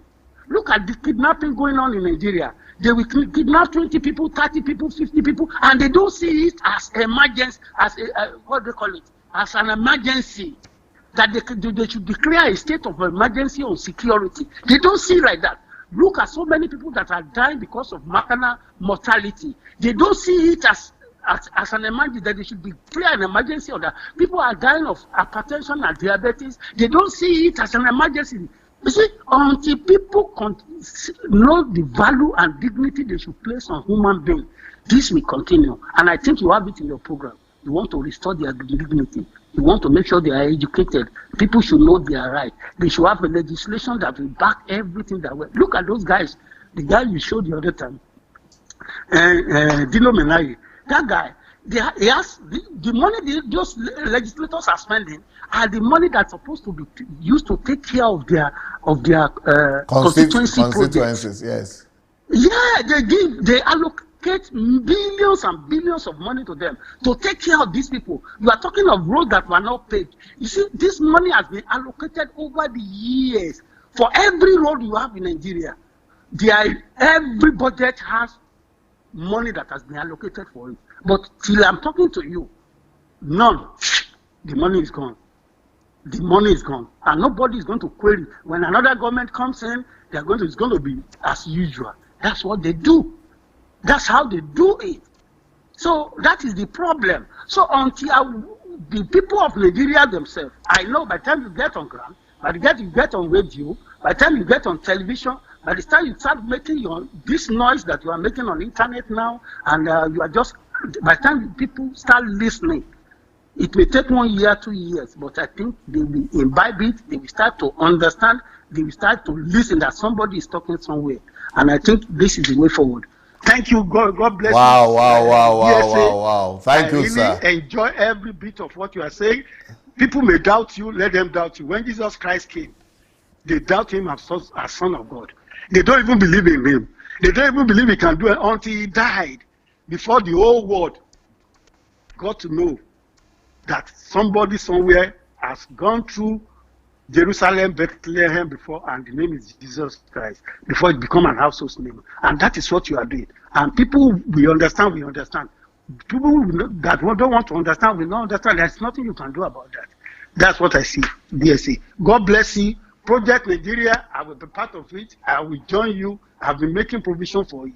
And by the time we get on ground, we will all see. Thank you, sir. DSA. Thank you so much, Dr. Yes, sir. God bless. Yes, sir. Bye. Okay, guys. I'm sure we have many more callers. And this is my latest book. Ladies, forget about marriage. Build your life. In the name of building marriage, in the name of, oh, my marriage must work. People are destroying their lives. Don't keep on destroying your life in the name of marriage. Let marriage rest. Meanwhile, build your life first. After you have attained your goals, you have built your life, then now you can begin to say you want to build a marriage. Hello? Do you have a caller? Hello? Do we have someone online? Hello? Hello, DSA. Yes, sir. Good evening, sir. Good evening. Who is calling, please? Yeah, this is Oshibajo Michael calling from All the way Lagos. from Lagos, Nigeria. Were you able to listen to this program from the beginning? Yes, man. I've been following it from the beginning. I was here with my pastor and some of my pastor friends. We were here listening together. Tell me what the impression from Lagos, not just your own, but their own too. Yeah, so while we were talking, we were just picking out the points and doing a lot of analysis and all that. And first of all, sometimes when I hear you and I hear your passion, and you there's a way you reverberate some of the things that are happening around us, with statistical proofs, data that it makes us look like maybe our negligence to a lot of things is just becoming a normal lifestyle. But when you bring those data up and then you say it read it to our ears again, it shows how much work needed to be done. And so I have to first of all commend you on that. It's amazing how you passionately bring these things back to us as a reality, so that we know where we are. Because some of us, we are living in the illusion of our own world, our own cycle, our own environment, and we just think that, how can this person be saying that he can do this in this place, or how can Nigeria is not that bad, our country is so good? Because when we look all around, everything seems to be like, at least it's okay for me, so I don't care what happens to other people. But the statistics shows that we are just a tiny dot in the equation of things. And you made a statement today that the fact that you drive a big car or you live in a big house in a country where there are millions, hundreds of millions of people that are poor, means that even you with your big cars and your big house, you are a poor person.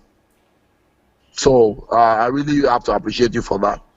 Then secondly, I need to ask you a couple of questions, because when I look at all the plans, I know you didn't really go into details of the systematic way you're going to carry out some of those things that you have shown, highlighted the problems and how to solve them, but you just gave like an holistic view of how the places you want to touch. But my first question, especially in the place of infrastructure, I know the first question I want to ask is, in your project, in your plan, in your system, is there any place where you have plans to, how do you intend to work with the government in actualizing some of those things? Yeah, that is going to be my biggest challenge in all the problems that I see in Nigeria. The biggest one, the biggest challenge for me personally, is going to be with the government. I don't want the government to stand on my way. Believe me, Michael. I have a way. I know the way to make them to do what I want. I know how to make. I know how to force my way and make things, unless they kill me.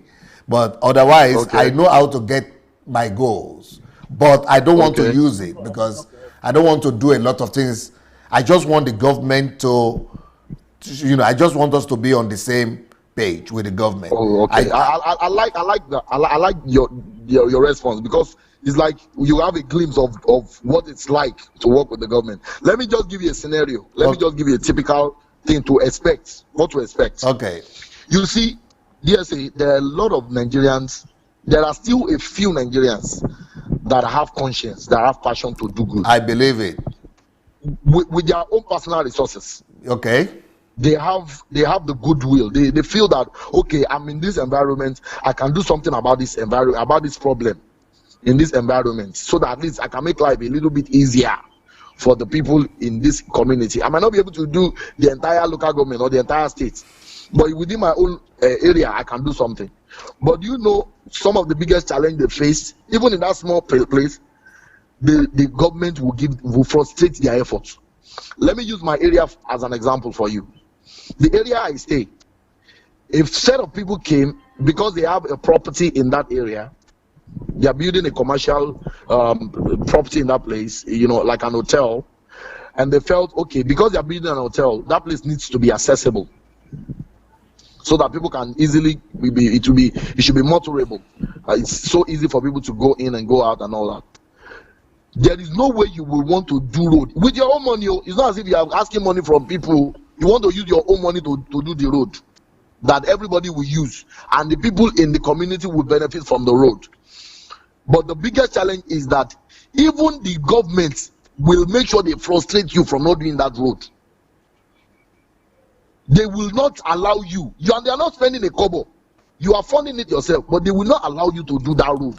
Did you watch, Michael? I'm going to stop you. Did you watch the program I did with the lady who single-handedly decided to fix Edo Road?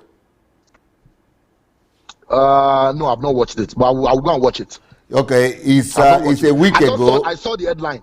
Yes, I saw the headline, but I'm not. What I normally do is I download the messages in bulk. Some that I can't watch live, I will just download it. Because that was the problem. That was the problem she faced. She faced when she got to Benin. Okay. But she found a way around it, and there are strategies that she used that I think will be an answer for every Nigerian. We should not look for the excuse, because they were going to stand on her way too. But she was able to fix 11 kilometers of road. Not 1 kilometer, or not 2, not 3, 11 kilometers of road. And she didn't even have money. She raised the money. She fixed everything by herself. They say it's federal government money. It is this, you will die, this or that. You have a federal government road, you cannot do it. She got it done. And she became a hero for it. Wow. So okay, I think that answers that question. So whatever strategy she used, it can be duplicated in every other place. So that solves that. Now, in the area of poverty, I want to just I know you might have this fact already, but maybe for the sake of the other people listening, especially you see every time we talk about the numbers of people, 93 million Nigerians living below the poverty line. Yes. Extreme poverty line. Extreme, not just poverty, extreme poverty line. Yes. Now, over 80% of that 93%, or approximately 80% of that 93 million are in the north, the northerners. Yeah, that's true. Now, and when we look at it, because I've listened to some of Sanusi Lamido's presentations, his teachings and all that, because he is from the north, one, and he's an emir in the north, two, and he was once the finance, the CBN governor, and he's an economist, so I'm sure his data and facts are right. So in all, he understands his people. Yes. And one of the things I found out is that when you look at Nigeria, when you separate the northerners from Nigeria, you almost look as if, how can they be saying that Nigeria is extreme in poverty?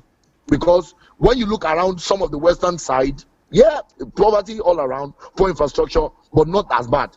Now, and this man was able to highlight some of the reasons behind it, which you have done a lot of thorough teaching over. So we don't need to come to that, because poverty has its own roadmap. If you follow the roadmap, you can know that, okay, for somebody to get to this point, this must have been the reason. Now, the challenge now is for an average northerner, because I told you I married from there. I married from Katsina. That's Buhari's state. There is a typical way to think.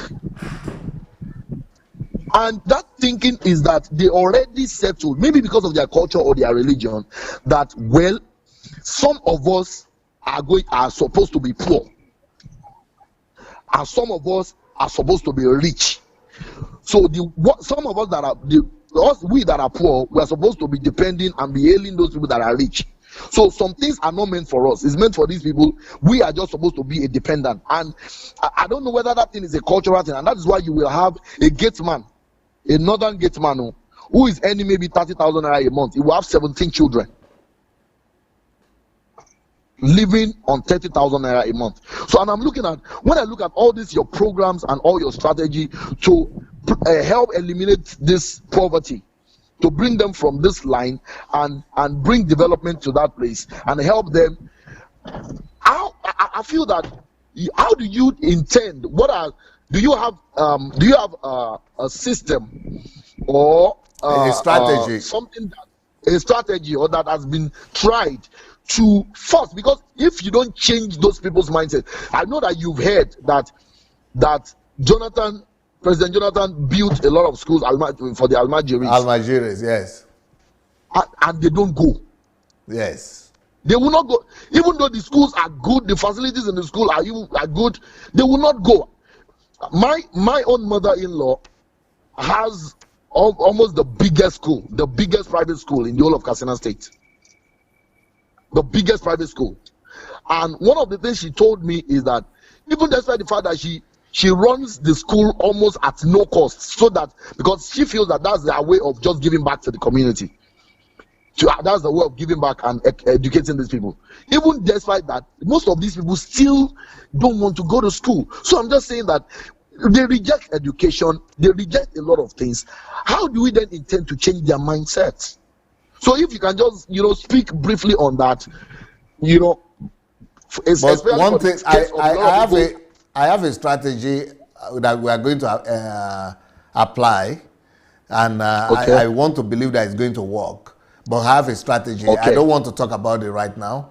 But I have a strategy. But part of the strategy is, bringing people as members of my board who are stakeholders there, like that Sanisu himself, like El Rufai, all the imams, because they also another thing also you should recognize that they respect their elders a lot too. If those true. Yes, it's very much true. Yes, if those imams will be on board, if we could get them on board, that is the halfway to solve the problem.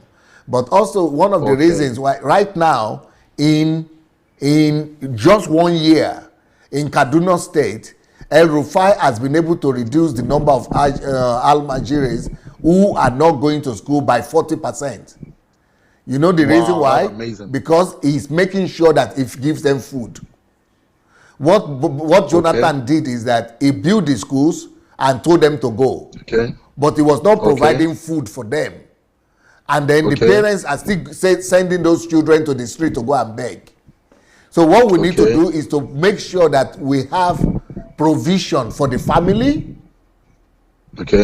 And so that the family has something to fall back on, and the children are also being taken care of, everything. Food, dress, uniform, school, everything. And then the family also will not say they have an argument because they are being given something. So it's going to be an incentive kind of thing. If you let your children go, we'll give you this amount. If they don't go, you will not get the money. You don't get it. Yeah.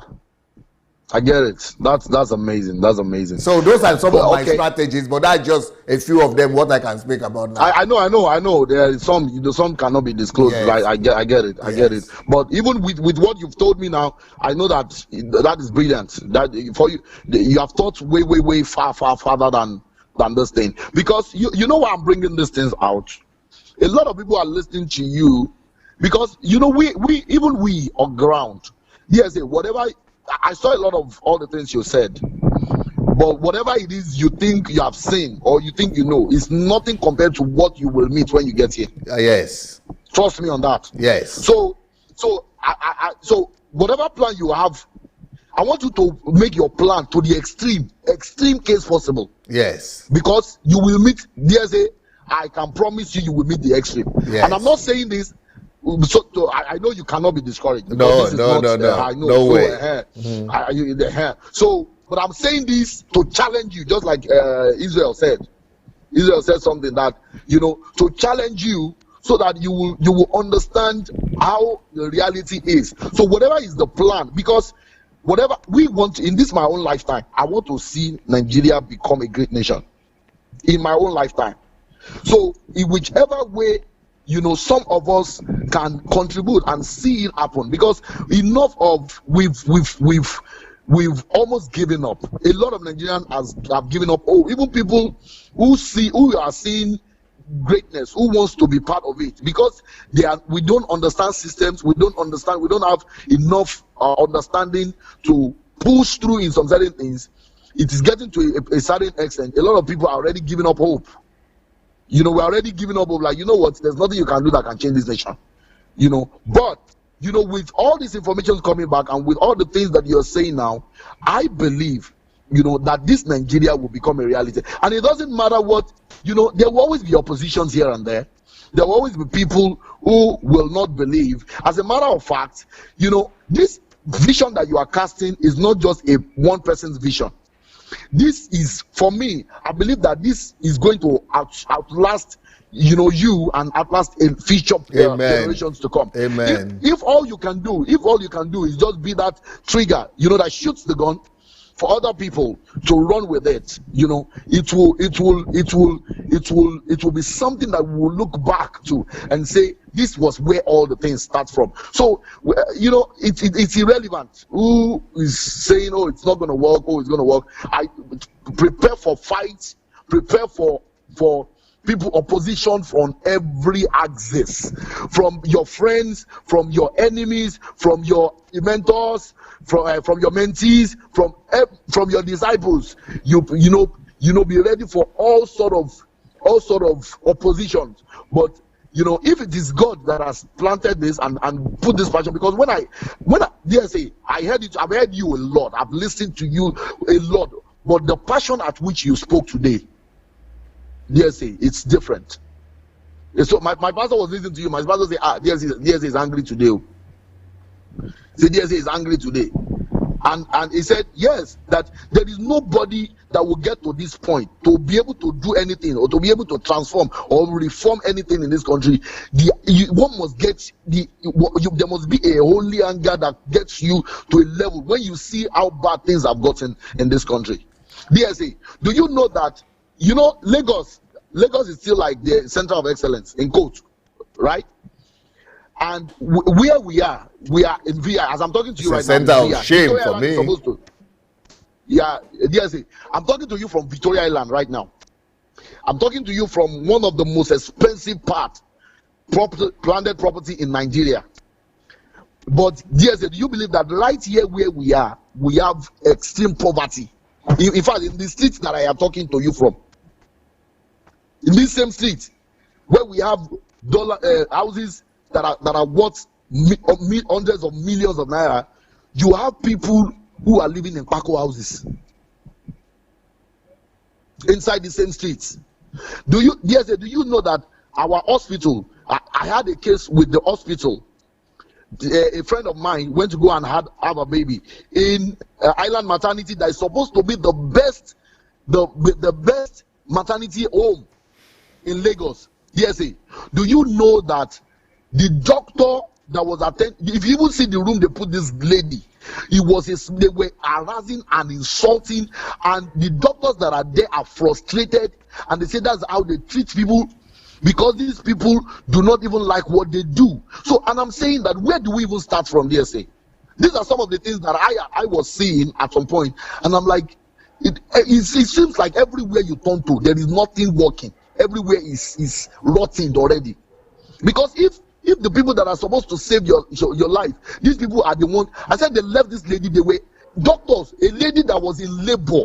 DSA, she was in labor, and they were insulting her, blaming abuses on her, saying that you don't want to cooperate. If you don't cooperate, we will leave you. When the pain catch you very well, you will call us. DSA, this is Island Maternity, one of the best, where the Lagos state government will go and they say, oh, Fashola opened maternity home. But this is what happens in that place. And DSA, do you know that in that same ward, sir, they have, when you get there and you want a better treatment, you pay better money, they will take you to a better room. The same doctor that was cruel to these people down here, when he gets to that other room, he becomes a nice guy. In the same hospital. Because he has gotten money. So it's just so big, but you spoke to me today, and that hope came back again to say that it's a value system issue. Yes, sir. Yes, sir.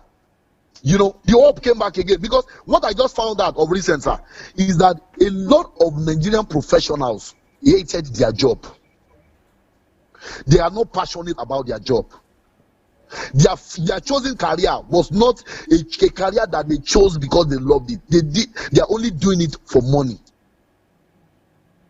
And so, because they are doing it for money, anybody that comes their way, they don't see it as they are offering service. They see it as if they are doing you a favor. And then they frustrate your life. And that this happens everywhere in Nigeria. So I'm hope is coming alive again. Yes, hope is coming alive again. You know, from what you've said today, from some of these things you're saying and the passion at which is spoken, hope is coming alive. It doesn't matter, DSA. It doesn't matter whether it took 40 years to see this nation become one of the greatest countries in the world, but at least it's going to start somewhere. Yeah, I understand the skepticism and the doubt, and because, like I said, I have a team. I have my members of my team from my church right now in Nigeria, who are visiting Nigeria, and they are sending me photographs, video every day on how rotten the country has become. So, you know, they went to my village yesterday, and they sent me photographs and everything. So I'm seeing all these things, and I know they are even worse. So it's not the worst. It's not even the infrastructural collapse. So that one is even the least. It is the people that is the main issue. I don't know if your team, if they will be able to relate with some agencies, go to some public hospitals, go to some public places, and see how people are being treated. Yeah. And see the way they handle people. Because, you know, that's why I said when you get here, you know, yes, when it comes to infrastructure, bad roads, bad schools, bad hospital, that's one thing. But then the corruption in every mind, the lack of value, no, not one, for any humanity, for human life, that one is, that's going to be your biggest challenge. Yes. And that's what I believe. That's what I believe. I think that is our biggest problem. But you see, that is also going to happen. You know, I have a whole strategy set up, and maybe when I'm going to talk about it, maybe we could talk about it one day. But there is a plan in place for it. I would really love to. I really love to you know, also touch. Please, if you can do a program or anything, you know, you can put it out and talk about it, because I'm more passionate about that. I'm more passionate about the values, that is the revaluation of the people. Let's restock them with the right values, because right now it's almost that there is nothing. So beyond the infrastructure and what is nice and how beautiful this is and how beautiful that is, if the values are not right. If the values are not right, then we can build the best of facilities, give it back to these same people. It will still be a problem. You know, of recent, sir, I don't know if you heard, I think RCCG, they built an hospital in, whether it's Calabar or Akwa Ibom State. They built some hospital. The ministry built an hospital for them, a free hospital, and then they handed it over to the state governor. And immediately I heard that, I said, this man is already joking. This is already a failure from the start. I said, because it's not the ability to have beautiful structures. You are building a structure and you are giving it to a failed system. People whose value system is zero to run what you are building. I said, go back there and check it in the next three years. That place will have become rotten, if not worse than what was available. So I'm going to want to wait to see you talk about it at your, I don't know when it's going to be, but I'll wait. Talk about, you know, the mind shift, the paradigm shift up here for every Nigerian. That is where our biggest fight is. That's going to be your biggest opposition. I know you're already having a bite of it, small, even in Ukraine. Without you coming here already, sir. Without you starting anything, you're already feeling the mindset, small. Yes. So it's about give me, I give you. What do you have to offer? Yeah. And I like the statement that Israel made when he said, Nigerians, we don't believe in free love. It's not possible. You cannot love us for free. So even if you are loving us for free, we believe that you have an hidden agenda. So we are looking with every angle. What is this man up to? So I'm sure you're already seeing that already, even from people that are close to you and all that. They will show you, and that those ones are even a tiny dot of the ocean. When you get here, there's a buckle up.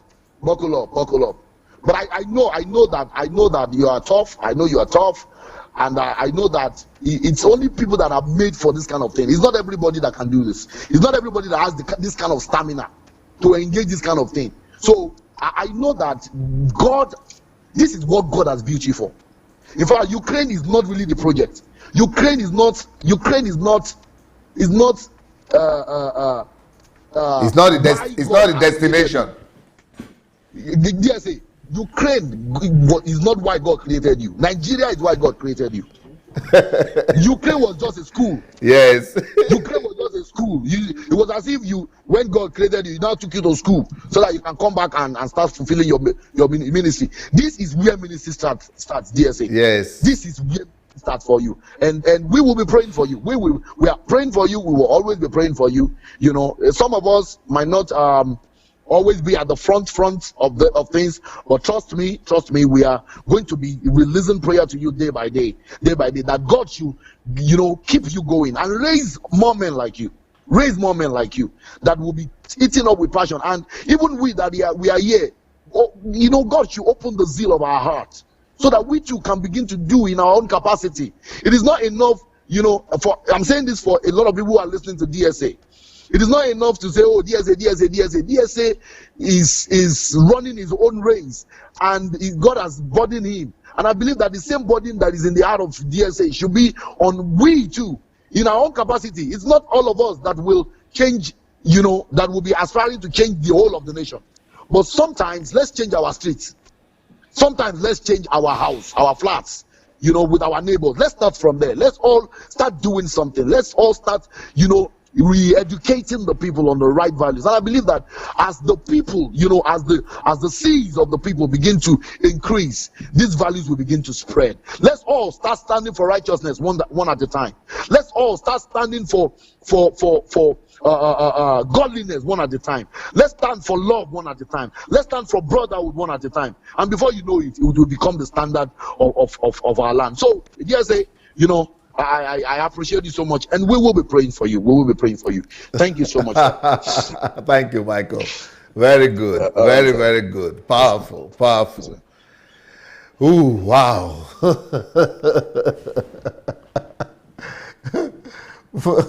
My wife will say, what have you brought on yourself?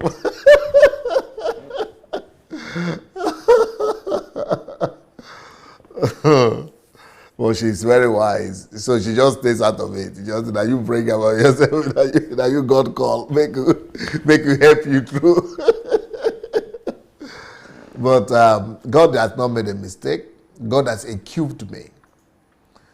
He has prepared me. He has taken me through a tough and rough road of preparation. He has taken me to the wilderness, behind the iron curtain, to equip me for this hour.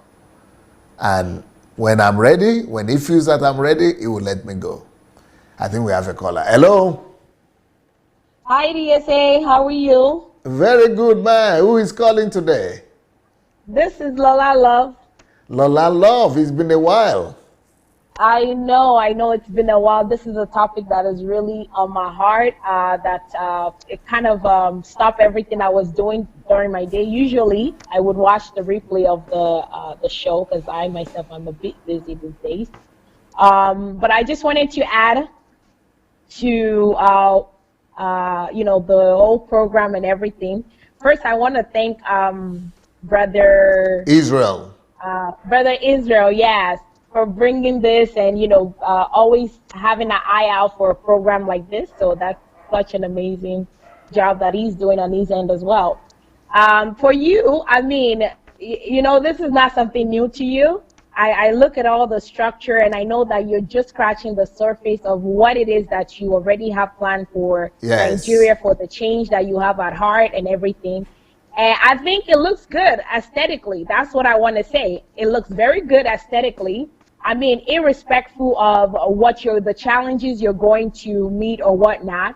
I mean, I don't think a challenge can stop a vision. I don't think a challenge can stop a dream. And I don't think a challenge can stop somebody who is determined and who has a plan and who has not just a plan, a workable plan. So, I mean, that's all I really wanted to say. I think the other callers said a whole lot, a mouthful of what I believe you already know. When it comes to when you know you're going to a country, you know there's going to be things that are already foundational structure that is already there, which you have to uproot and then you bring the new structure, which will make your plan work. Because again, this is something that is a vision. This is something that it isn't just something that you came up with overnight. It is a structure, and at the same time, it's like you said, you just showed us the logistic of it and just scratching the surface. But even as a visionary myself, looking just on the background of everything you're talking about, how the presentation, I know that there is more deeper things there, and it's not something that you may want to talk about and tell people how you're going to do it, because again, it's not about you talking, it's about what you know that you are capable of doing. You understand? Yeah. So, you know, I mean, I think aesthetically, I have to say, aesthetically, it looks great for Nigeria. And you already know the mindset of the people you're going to meet. You already know how to take care of that. I believe strongly in this vision, and I believe strongly in from the day that you started saying, I have a plan that will change Nigeria in 10 years, I totally believe in that. Because again, when you can, before you even start talking about the Nigerian or whatever, you started with the church, okay? Yeah.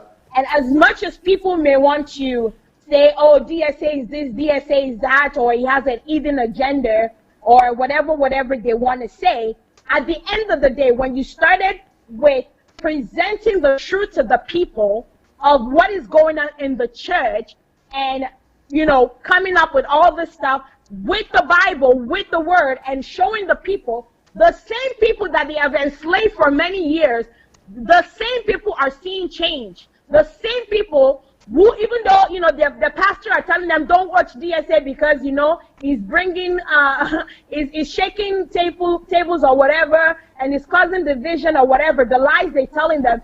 Even though we may think, oh, these people are not watching it, they watch you, but the change is coming in their churches. You know, we're hearing, we're not deaf, we're not blind. We see what is going on behind the scene. We see what God is also doing, because we cannot take away the man behind the scene that is just using you to you know, portray to the world.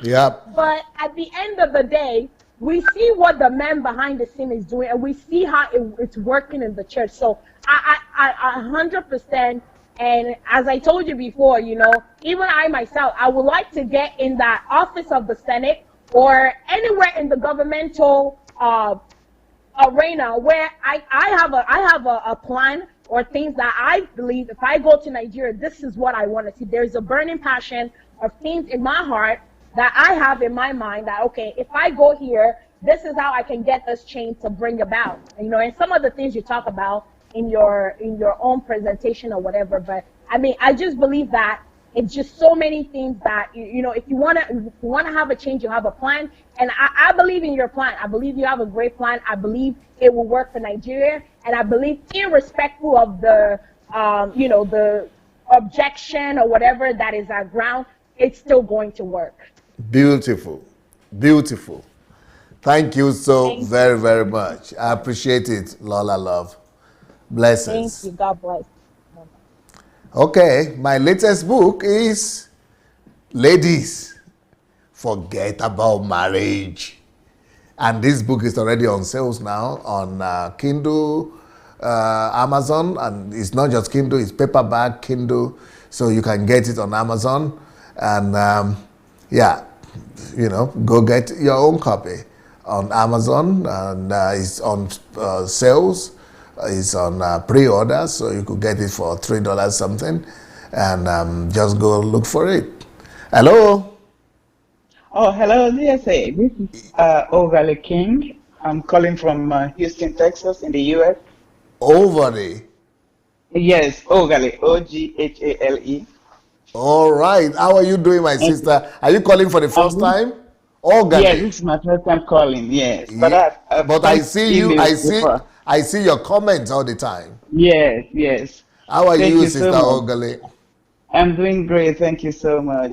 I was just calling in to affirm my support and to encourage you. I know you're not easily discouraged. So, with all that I've listened to today, I know you're not moved. I know you're not discouraged. But I just said it wouldn't do a harm to call in and encourage you a little more because just to let you know that you have people that are supporting you, people that believe in your vision, people that are willing to be part of the vision, And you've and you've written to me also. I've connected you yes, to yes, my project yes, manager, right?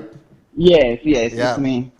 So I just wanted to say, with all that we have had today, I mean, it's not bad that we had all of that because it's important to know the other side of the story so that you're well equipped for what you're going for. Yeah. So yeah, so I just said, well, it won't do any harm for me to call in and encourage you a little more. And I I know know that you're not. and I know that you had written to me that you are ready to join the team to Nigeria as Yes, well. yes, yes, I am. I am. Because when I listen to your program, I'm able to relate from the very first time I started listening. I was able to relate. I understood exactly where you were coming from. I understood where you were going, and I am 100% in support. Beautiful. Just a little bit of an encouragement, sir. Thank you, man. Thank you so very much. I'm Yes, encouraged. sir. I Yes, appreciate sir. it. Thank you, man. Thank you. Thank you for all that you're doing. Thank God you. bless you, Thank sir. you so much. All right, bye bye. Bye. So I was talking about this new book. It just came out today. So you might want to go and get your own copy. Not just for ladies, by the way. I think men also need to just build their own lives before they think of marriage. But ladies are mostly the victims of all these experiments and failures. When marriages and attempts to marry fail, women are always the victims. That's why I wrote this book. Hello? Hello, dear. Say good evening. Okay, good evening. That voice sounds a bit familiar. Who is it then? Oh, I would say it's Ufoma, but maybe not. It's Chomo Okora. Ah, Chioma Chomo. Okwara, yeah. But why did you put on you didn't put off there is I'm hearing Oh my yeah, own yeah, yeah. voice. It's true. Let me lower it. Sorry. Now I know. Yeah, it's I'm Chioma fine, Okwara. sir. Yes, Chioma Okwara. How are you today? Oh God, I'm fine, sir. Thank you so much for this program. Although I didn't start it from the beginning, but where I watched is amazing. I'm happy as well as Israel put up this kind of challenge towards it to ask you question about Nigerians' mindset. I know their mindset Israel is wonderful. He knows his people very is well. amazing. Yeah, he knows Nigeria. I tell you, Nigerian. I know they are opportunists. A lot are happening in Nigeria because that's how they were taught.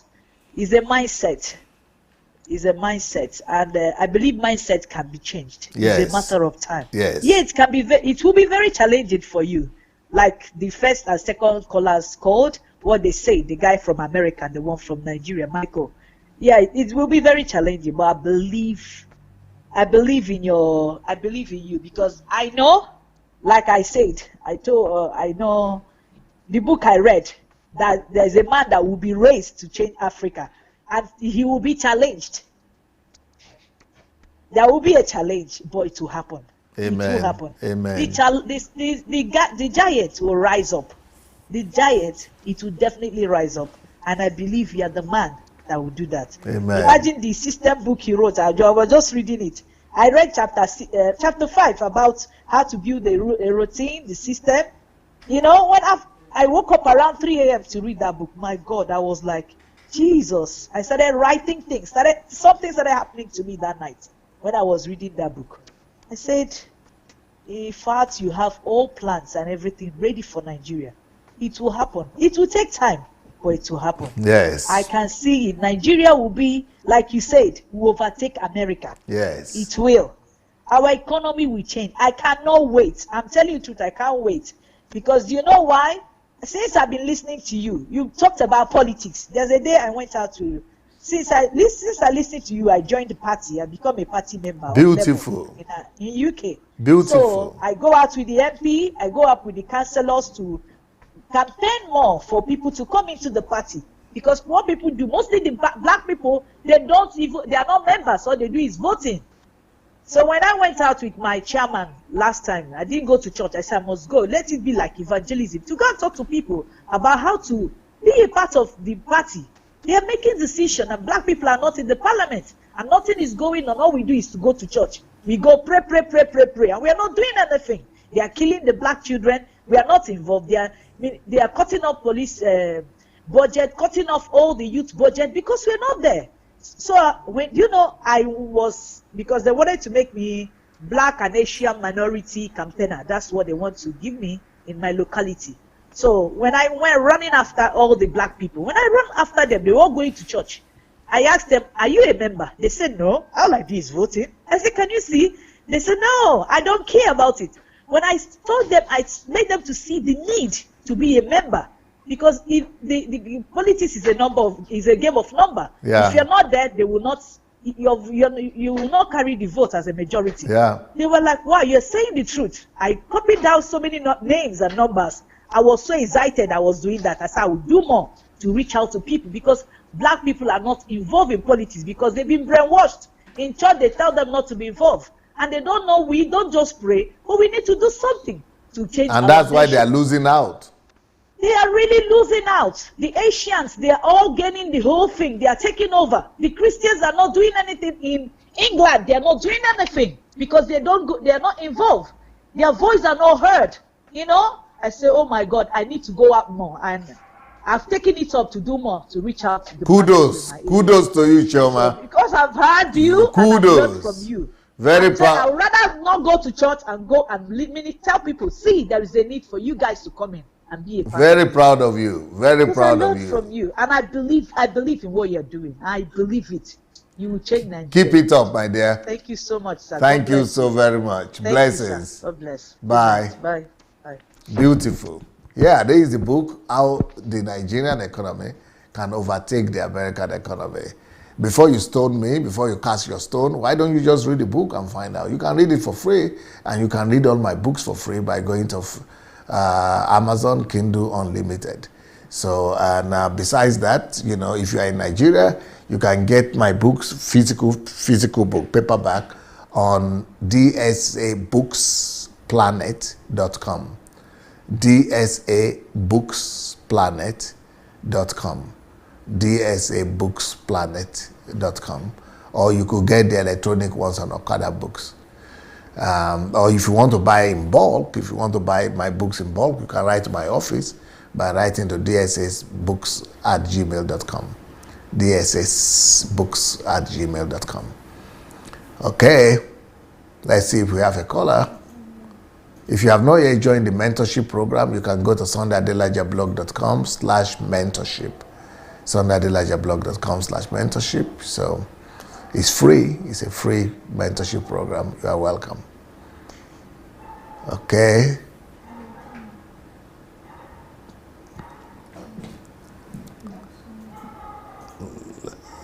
Do you have a caller? DSA. Hello. Good evening, DSA. Good evening, sir. Who is calling from where? Yeah, DSA, longest time. This is Martins from Nigeria. Wow, it's been a while. Martins, yes, from Lagos. Yes, DSA, how you do, sir? Very good. I hope I'm fit. Very good. Were you able to listen to the program today from the beginning? Yeah, well, I could not because it has been raining.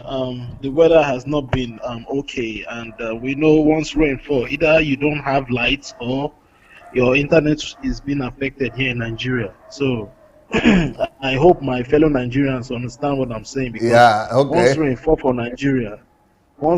for Nigeria, it takes about 3-4 days before the light comes up. My God. That's to tell you how messy. It's not their fault. They'll only tell you they're trying to dry the wire. That's to tell you how messy. As if rain don't fall in other countries. There's a rain. Not say Nigerian rain. What holy water they fall from sky and only God knows. So I heard a lot from you, and people have really said a lot. And to be very honest with you, there was a time I called in and I made a statement. I said to change Nigeria, sometimes personally I do think that if it were to be possible to remove people's brain and wash it and put back, then we can start changing Nigeria. Yes, DSA. You see, I don't blame certain people and I still blame us. Pardon me, I will still speak pidgin because you are coming back home. So Yes. you will come meet for Yes, please. Nigeria. So the truth of the matter is this. The problems is what I'll point out because I believe you are coming to tackle the problems. Yes. Apart from the government, it is so bad that if you are doing something, it is still politicized. Either you are APC or you are PDP. If you are doing something, they will start tagging you to be on one part of the party. Okay. If you are not doing it according to their tune, they will say this person did against us. And no matter how good your intentions are, sir, these people are always going to bring out something to be able for you to meet up their demands before you could do anything. That is on the political perspective. Okay. Now, another aspect that scares me a lot is my fellow youths. Okay. My fellow youths. The youths are just, I don't know if they are youths in this country anymore. They are just so hooked up with what they want to eat. They don't even have the mindset to even think anymore. The youths, anything you do, if it is not affecting them directly, my brother, Oga, you are not even saying anything. It is until you speak their language. And what is their language? Come and take. That is what they understand. So please, I want you, sir. You know, I always tell you, time is what you have. Please, I beg, try equip yourself. Because now it is we the Nigerian people. Sometimes I say something like, when I day outside the country, when I don't really understand, you guys can see, but you cannot feel what we are feeling here. Yes. It's so intense that I don't blame certain people that will laugh at you and say, can you change Nigeria? Yes, the suffer don't twist so many people's brain. Imagine a generation being born into this. Some people have died in this line of suffering. So when they think like that, when they start questioning you like that, you don't have to say it as if they are trying to obstruct you. Rather, they don't see any possibility of change anymore. Yeah. That is the truth. It is like those back then in the land of Israel when they were in Egypt. You know, generations came and left in that slavery. So I just imagine how Moses would feel when he told them that there is hope for them. Because to them, God has forgotten them. I think that is the stage, that is the mindset of so many Nigerian people. Yeah. You know, so please, I'll keep encouraging you. You're doing your best. We know, we believe we can. But I think most times is where will DSA start from? Where can we start from? Because no matter where you try to start from, you always have people waiting for you. And the one that is most annoying, yes, the one where they bet me pass. It is not even the politics. It is not even the youth. It is so-called those in the Christendom. They use Bible verses to justify their wrongdoing, their bads.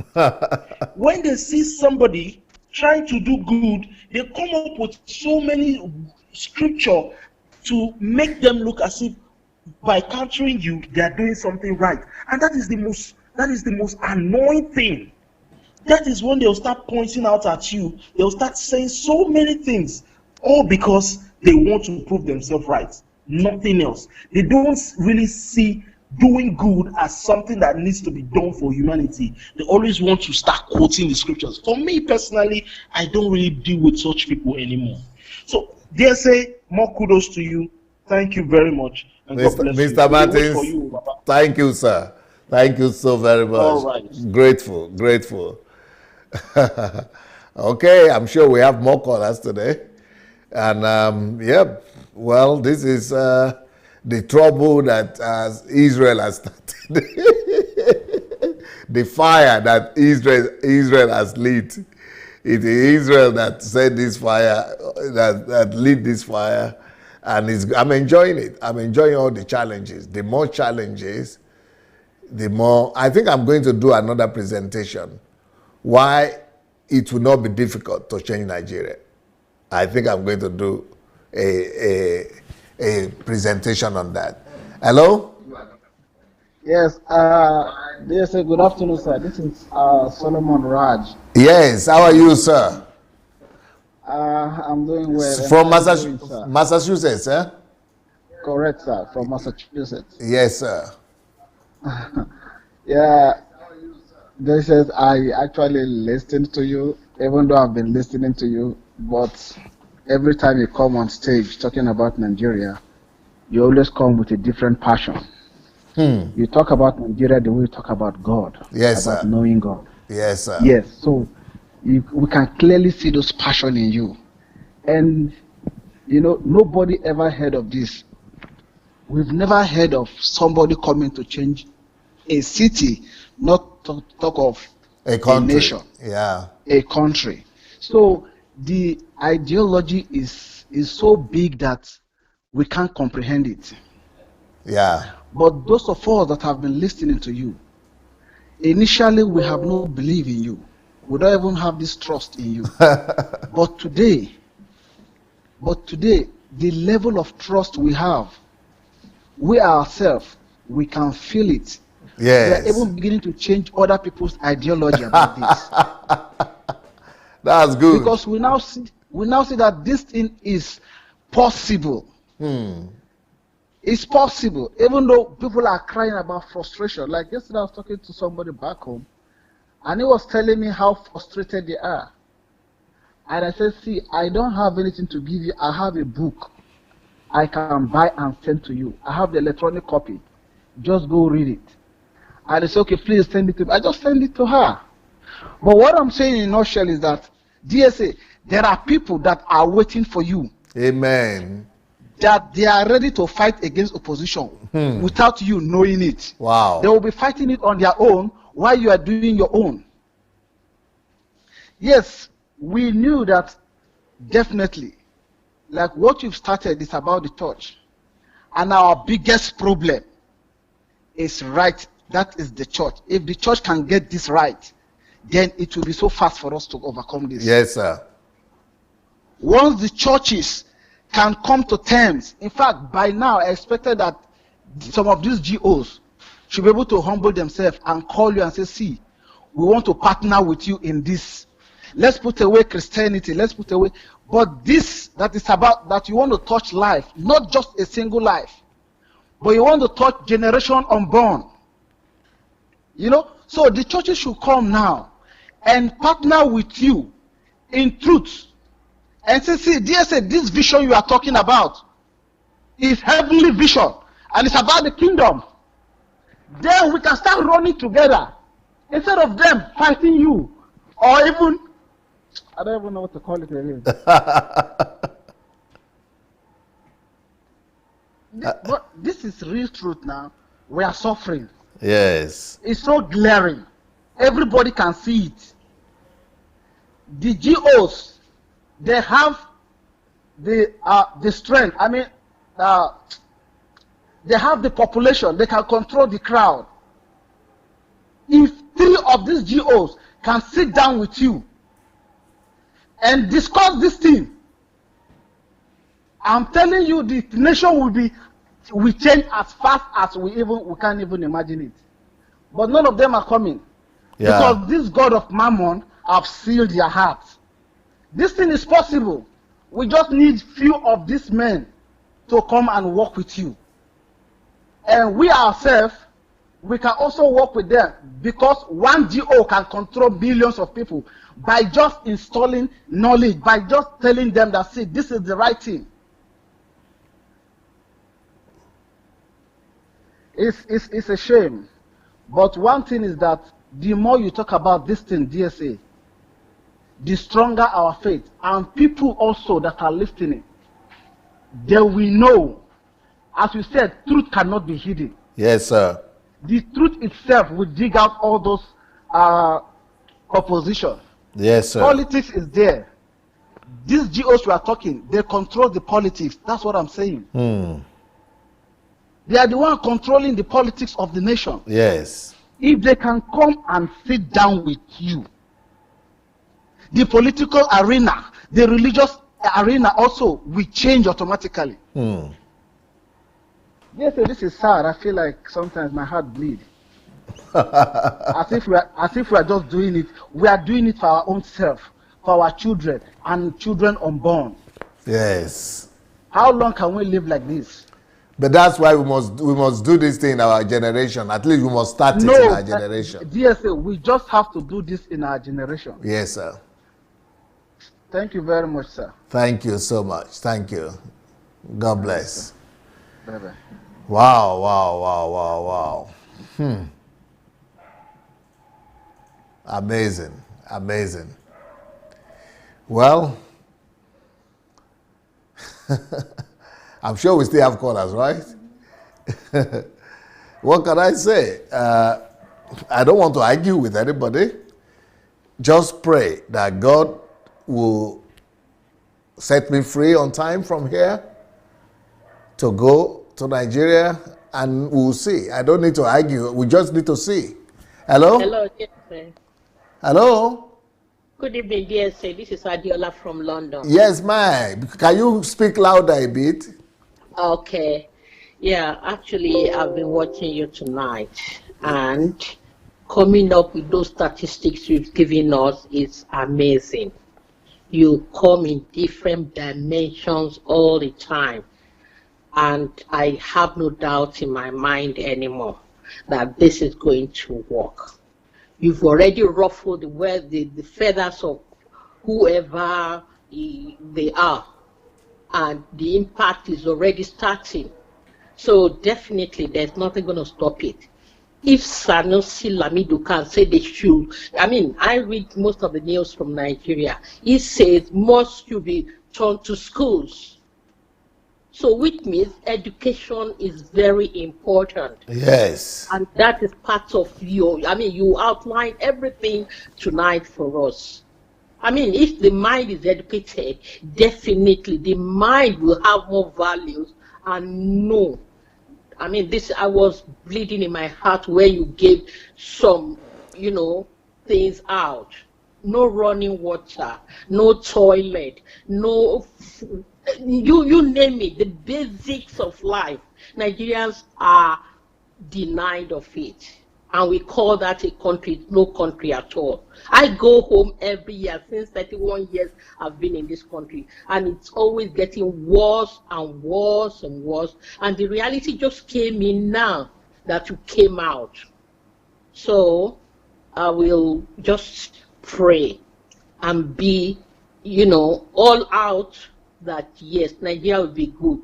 All what you want to do will be possible. Transformation Amen. Is coming over that country. Amen. They like it or not, it will come. Regardless, the last caller telling you to partner with GOs. No, you don't need them. Yeah. You don't need them because your heart. Do you remember in the Bible, God says David is a man after my own heart. Your heart is for Nigeria. There is nothing that can stop it because nobody can get into your heart. Yeah. That's a basic fact we should all know. So it is going to work. It will work. This generation will, and the next one will not suffer. Amen. I mean, they are suffering now because this is too much. I call home regularly. No pension, no food, nothing, no life. I'm sorry, it's too much. I can't. Wow. We can't. It's so. If anybody knows the condition of life, we in Diaspora, none of us go home very, often to see. Because seeing is believing. When you see something, that's when it will hit you over. I went to the market. There are the 5 to 6 year olds that, sweeping rice that the rice seller, put on the floor. And then they'll go home to go and, how we go, I mean. Sieve it, yeah. Oh, no. It's so heart-wrenching. Yeah. What I had tonight really worried me a lot that, no, nothing is going to stop it. you will do what God has sent you to do. Amen. If they read and know what it is to survive in that Russia communism, everybody will understand how you have been made tough enough to face the problem of Nigeria. Yes, there was opposition. They've lived in too much darkness, in too much lies, that it will take the mercy of God to take all that out. And it doesn't take God a second to do that when there is a willing worker, when there is a willing servant to do it. So don't worry, it shall be well. Amen. It shall be well with Nigeria. It shall be well with you. It shall be well with all the team that you are going to transform that country with, in Jesus' name. Amen. Thank you so much.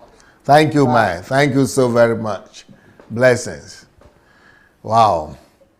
You know, what is surprising me, like this presentation that I presented today, why is it that politicians are not doing this? These are the things they are supposed to be talking about. These are the things that politicians are supposed to be addressing. It's not me who's supposed to be addressing this. What about the GOs and the bishops and the pastors? They are just building their own churches and their own empires. These are the things they are supposed to be addressing. What about the elite? They are consumed about their own survival.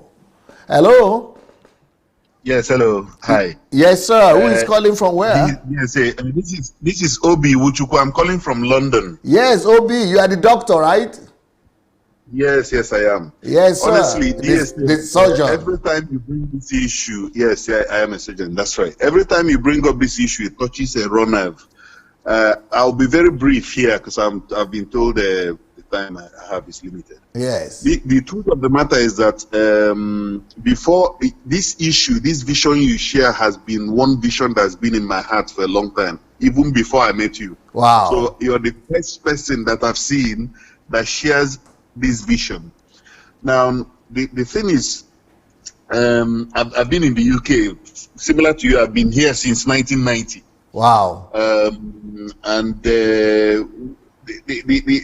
I believe it's just something, a hunger. I've never felt it's easy to stay here until I retire completely. But I just feel that Nigeria has a lot of potential. We have people, it's a rich country. It just needs people who are kind of fixed about helping to sort Nigeria out. Now, one major issue for me, I mean, obviously there are various ways you can look at it. I think everybody says it all the time, but I think it needs to be stressed. Okay. One of the problems we have, and I'll give you an instance very quickly, is this issue of corruption that's become a way of life. You are right. And people even do it like breathing. You are very right. I work in one of the large teaching hospitals in London, and I kind of do oncoplastic breast surgery. Okay. Something happened a month ago that just, I thought, I've never felt that way. But you know, like when you feel like they let the land just open for you to hide, for you to disappear.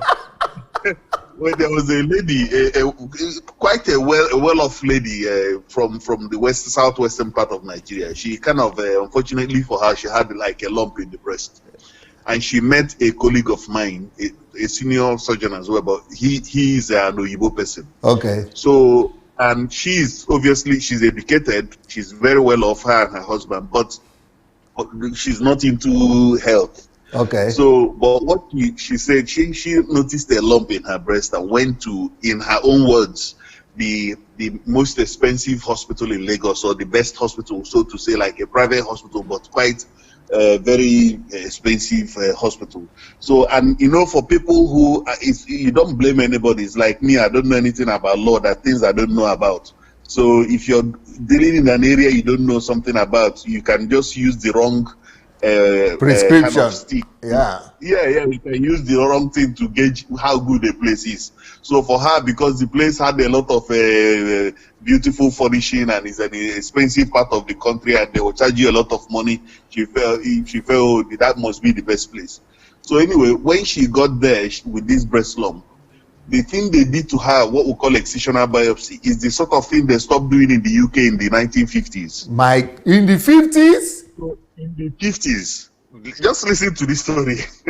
So, actually, it's not amusing. So, anyway, so my Oyibo colleague that saw her couldn't believe it either. So that day I was chairing the meeting. he came late. So when I heard about the case, I wanted us to discuss it quickly before a lot of people will come, because it was so ashamed. I was so ashamed about it. So anyway, she was supposed to be like, if we have 50 patients to discuss, she was like number 10. So I now said, look, let's just go to number 10 and get it out of the way. So when we started, immediately I said, the procedure she had, everybody stopped what they were doing. They said, no, we must know the doctor that did this. We must report the person to the GMC, so they will he will stop practicing completely. So I said, look, it doesn't really matter. They've already done it. They said, no, they want to know who did it and which hospital in this country they did it. So I said it wasn't in this country. So some people now calm down. So while they were coming down, the Oyibo guy that saw her now, he came late for the meeting. So he now entered. He said, oh, I know where you're talking. He started laughing. I said, please, it's not, So everybody now started saying, what's going on? So I said, listen, let's just leave out where it was done. Can we just sort her out? We now have the issue. Let's just go forward. So they now said no, that they want to know where this thing was done, because this should not be done. This is the thing that we stopped doing here in the 50s. So I now said Nigeria. So, and sweat was just pouring out of me. So they all started laughing and saying, okay, we now know why, they now started shaking their head. Now, the truth of the matter, hello, are you still there? Oh yeah, I'm listening very intently. Now, the truth of the matter is that even there, I'm sure, I didn't, because of the fact I've not traveled, it just happened recently. I'm sure if we went back home, there will be baselines or guidelines in place to make sure that people don't have, because in the UK here, anywhere in the world, even in Africa, what should happen is they should just have a little tiny biopsy done to confirm what it is, so that you don't just go and mess around the whole area and scatter it all over the place. So, but the thing is, I suspect back home, because after that day I tried to check guidelines of management of breast cancer back home, but I couldn't. There wasn't any place I could find it. So, but I suspect there will be some guidelines written by the Nigerian Medical Association. But you see, the problem we have, that I was telling you about this corruption thing, is maybe whoever it is who is the permanent secretary or who is supposed to be checking this guideline, people will just be bringing envelopes, every end of every month, or maybe 6. I'm not saying it's happening, but I suspect that's why people can get away with doing stuff like that still. That's the first thing. The second thing is, any place at all, in a civilized society, there should be some sort of, general guideline, a way of monitoring. Like in this country, we'll have what we call CQC, where people visit hospitals, whether private hospital or general hospital. Now, somebody I ran into on the tube of all places in London, who works for the Ministry of Health back home, told me that they have it. So if they have it, now, the only reason it cannot be enforced, therefore, is that it's just this corruption. Corruption. You can't take, by the time you've taken envelope from somebody, you can now go to that person and start checking what they're doing. Yes. And it's just free for all. Somebody can just graduate as a medical doctor that still doesn't know anything, that just needs to start learning to practice. The next day, they will just go and open, maybe they finish their youth service, they will go and open a clinic and employ a nurse, and they have a hospital. And nobody can check, there is no way of anybody monitoring what is going on, how many people are dying, how many cases they're having. There's no sort of audit. Anywhere in the civilized world, you need to have audit. And say, okay, this month we had so many infections, we had this amount of complications, we made this mistake, we've learned from this. Stuff like that doesn't happen. It's free for all. And that's the reason why I'm just focusing on health now. That's the reason why, nobody, even Buhari himself, he won't, I respect him, but they won't enforce it if they know that if their family are not well or he's not well, he will just come to London here. Yes. Assuming there's the rule that nobody, if anything happens, you must stay in Nigeria and be treated, then people will take it seriously. And, for me personally, I know if the opportunity ever comes, I don't want to stay here until I retire. I can stay here and retire. I'm a citizen here and everything, but I just have this guilt fear, and I know that there are things we can do. Now, I'm just talking now about health. I'm sure if you look at other areas like aviation or law, it's the same thing. The same thing can contribute. The same thing, yeah. But I think the bottom line of what I'm trying to say is this topic touches a wrong nerve, and just know that you're not alone. Some of us are very keen. We folded sleeves. Whenever it starts, we want to be involved. I think that's the. Let me not take too much. Thank you, Obi. Thank you so very much. Yeah. Very good Okay. contribution. Very strong. Yeah. Thank you, Thank sir. you very much. Yes. Okay. Take care. Ooh, that is a sad, sad, sad case. And if I think, Obi, I think that we should actually make an attempt to take that case up with that hospital. I think that hospital needs to be closed in Nigeria. I think somebody needs to take that hospital up. And I think that thing shouldn't be, because they will continue to do the same damage and wreak the same havoc on other patients and other individuals over there in Lagos.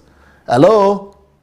Hello, DSA. Yes, sir. Is that Pastor Brother Charles? Yes, sir. Charles from Canada. I was wondering, in the middle of the program, are you really watching this? Hello? I was sober with the program. All right. So you are there from the beginning? Yes, I was there from the beginning. Okay. And, one of the things, like the doctor I just spoke now, he also said that he has had this sort of idea in his mind. Well, you know what sets you apart from everybody else, including myself? Is number one is I had this kind of idea before, but the problem is I never came up with a plan. The plan I had was in the area of medicine, which is to give people access to free drugs. Yeah. But you know what? It was too little. I was just looking at the size of my pocket to draw up a plan. So the plan was too little to even have any effect on the nation Nigeria. This is not to deter anybody from doing their little piece. 1% by 1,000 people will equally make a significant difference. Yeah. But we need a master plan that is big enough to drive the nation forward. Holistic, yeah. That covers everywhere. Yeah. Because today you talk about health, talk about education, talk about environment, talk about not just people having access to medical, but having a healthy environment, which is one of the things that we need in Nigeria. I know sometimes when you preach or teach, most of the time we understand what you're saying because we could understand English. But trust me, DSA, most of us could not fully comprehend what is at the back of your mind when you are making these presentations. I see. So I'll give an example.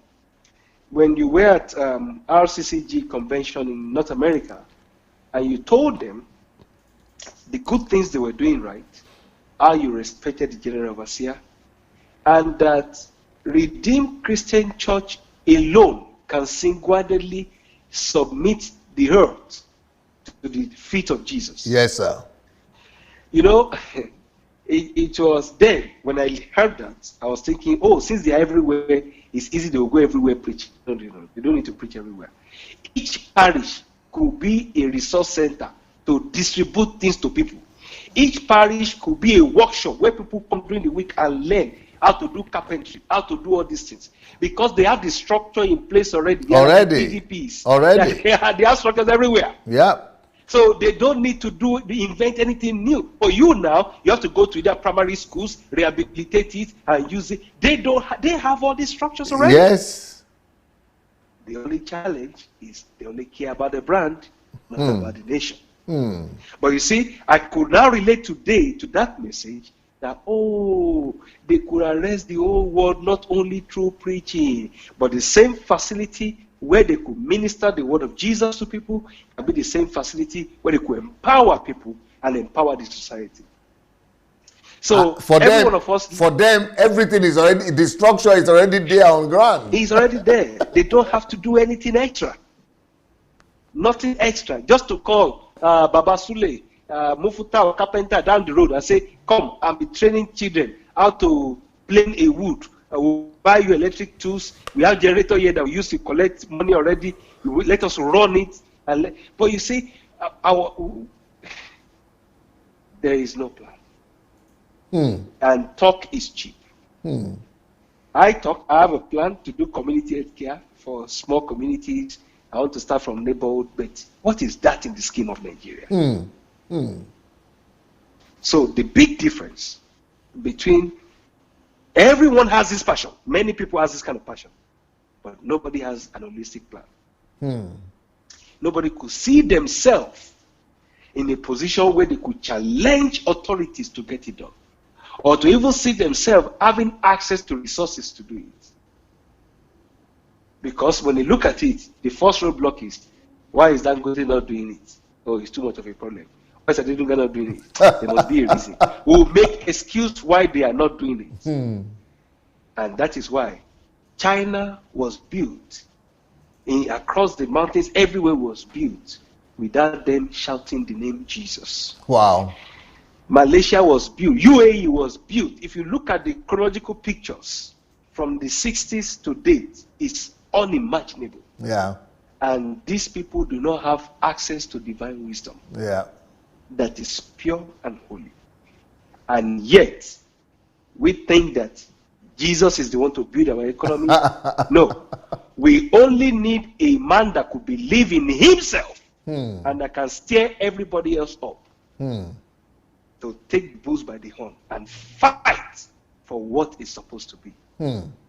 So either they agree or they don't agree that to have success on this earth, you need to have more faith in yourself than in God, because we already know that God can do everything. All of us already have faith in God. Why is nothing happening? Nothing is happening now. Even DSP, they have been calling on God 30 years. But we know that it is God hears all prayer, but He doesn't answer all prayer. Even the one He will answer, you cannot force Him when He will answer. Yes. Because He's not deaf, He can hear, but He's looking at you. Oh, see my foolish children. The sons of this world are wiser than the sons of the kingdom. And He's there watching, waiting for someone that can take it. So I am not envious. I am not wishing it was me. I don't even want it to be me.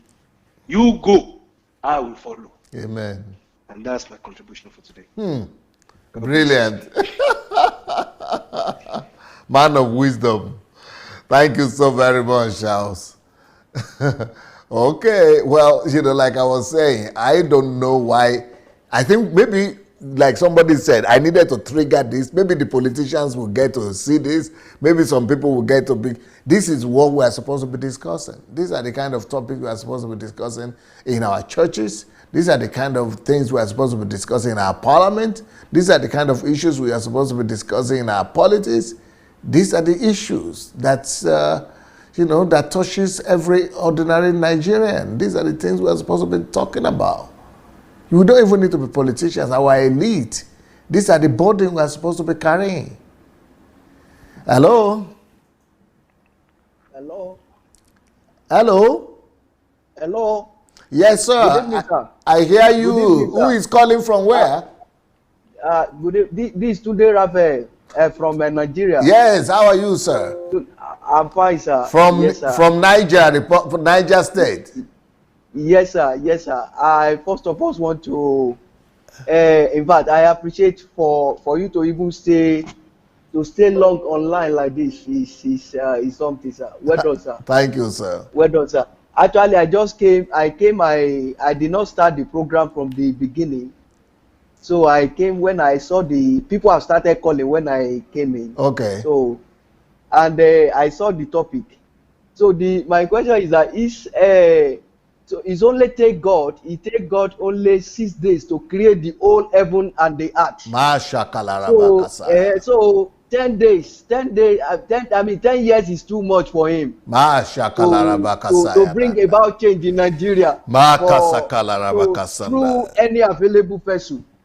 That so what is their fallibility? So 10 years. So I want to say that so there are two categories of people in the world. People like Caleb and Joshua. Yes, sir. And the other 10 spices. Yeah. Anybody is not. There are remnants in Nigeria as well, sir. It's not everybody that have this type of mindset. So there are remnants. So summarily, 10 years is too much for God to bring about change in Nigeria. So if you can get any available person, as I don't listen to any these things, so it's very possible. It's very possible. And also there are some information that people say there that is not generally, like somebody that calling and talks about anytime there is a rain in Nigeria, there's no more electricity. It's not generally. So there's like the place I stay here, so it's not like that. Wow. So there are some places in Abuja there too. It's just that some places are not focused on. So when people come up with you and brings about and begin to generalize that this is how things is Nigeria, so it's not generally sometimes. Sir. Wow. So it's not general. Wow. So summarily, 10 years is too much for God, sir. So 10 years is too much. It's too much for God. Very so good. There's another person that are calling. You know, there are a lot of people that play blame game. Yes. They just talk about this is what is happening, but they are not coming up with any strategies to repair, to bring about change. So they keep on talking like there's somebody that calling now and he said he calling. So my question for that individual is that what is he, the problem that he has identified, what is he bringing to the table to resolve them? Beautiful. So I met that person calling there. So they don't come up. People are afraid of responsibilities. Yes. They are afraid of. So it's not everybody. So it is possible. Wow. So the spirit of Caleb, it is possible, sir. He said, with God, all things are possible. So with God, all things are possible. So brilliant. Brilliant. So well done, sir. I appreciate, because it's not so easy to. I appreciate, sir. Wow. I appreciate. Thank you, sir. It is the vision of God. So in Numbers chapter 14, verse 21. So the Lord said, He said, as truly as I live, all the earth shall be filled with the knowledge of the glory of God. Amen. So it means that vision is God's, is one of the work of God. It's one of the things that God do to go to a particular nation to bring about changes there. So the battle is the Lord's. Thank you, sir. So the battle is the Lord, and the victory is yours, sir.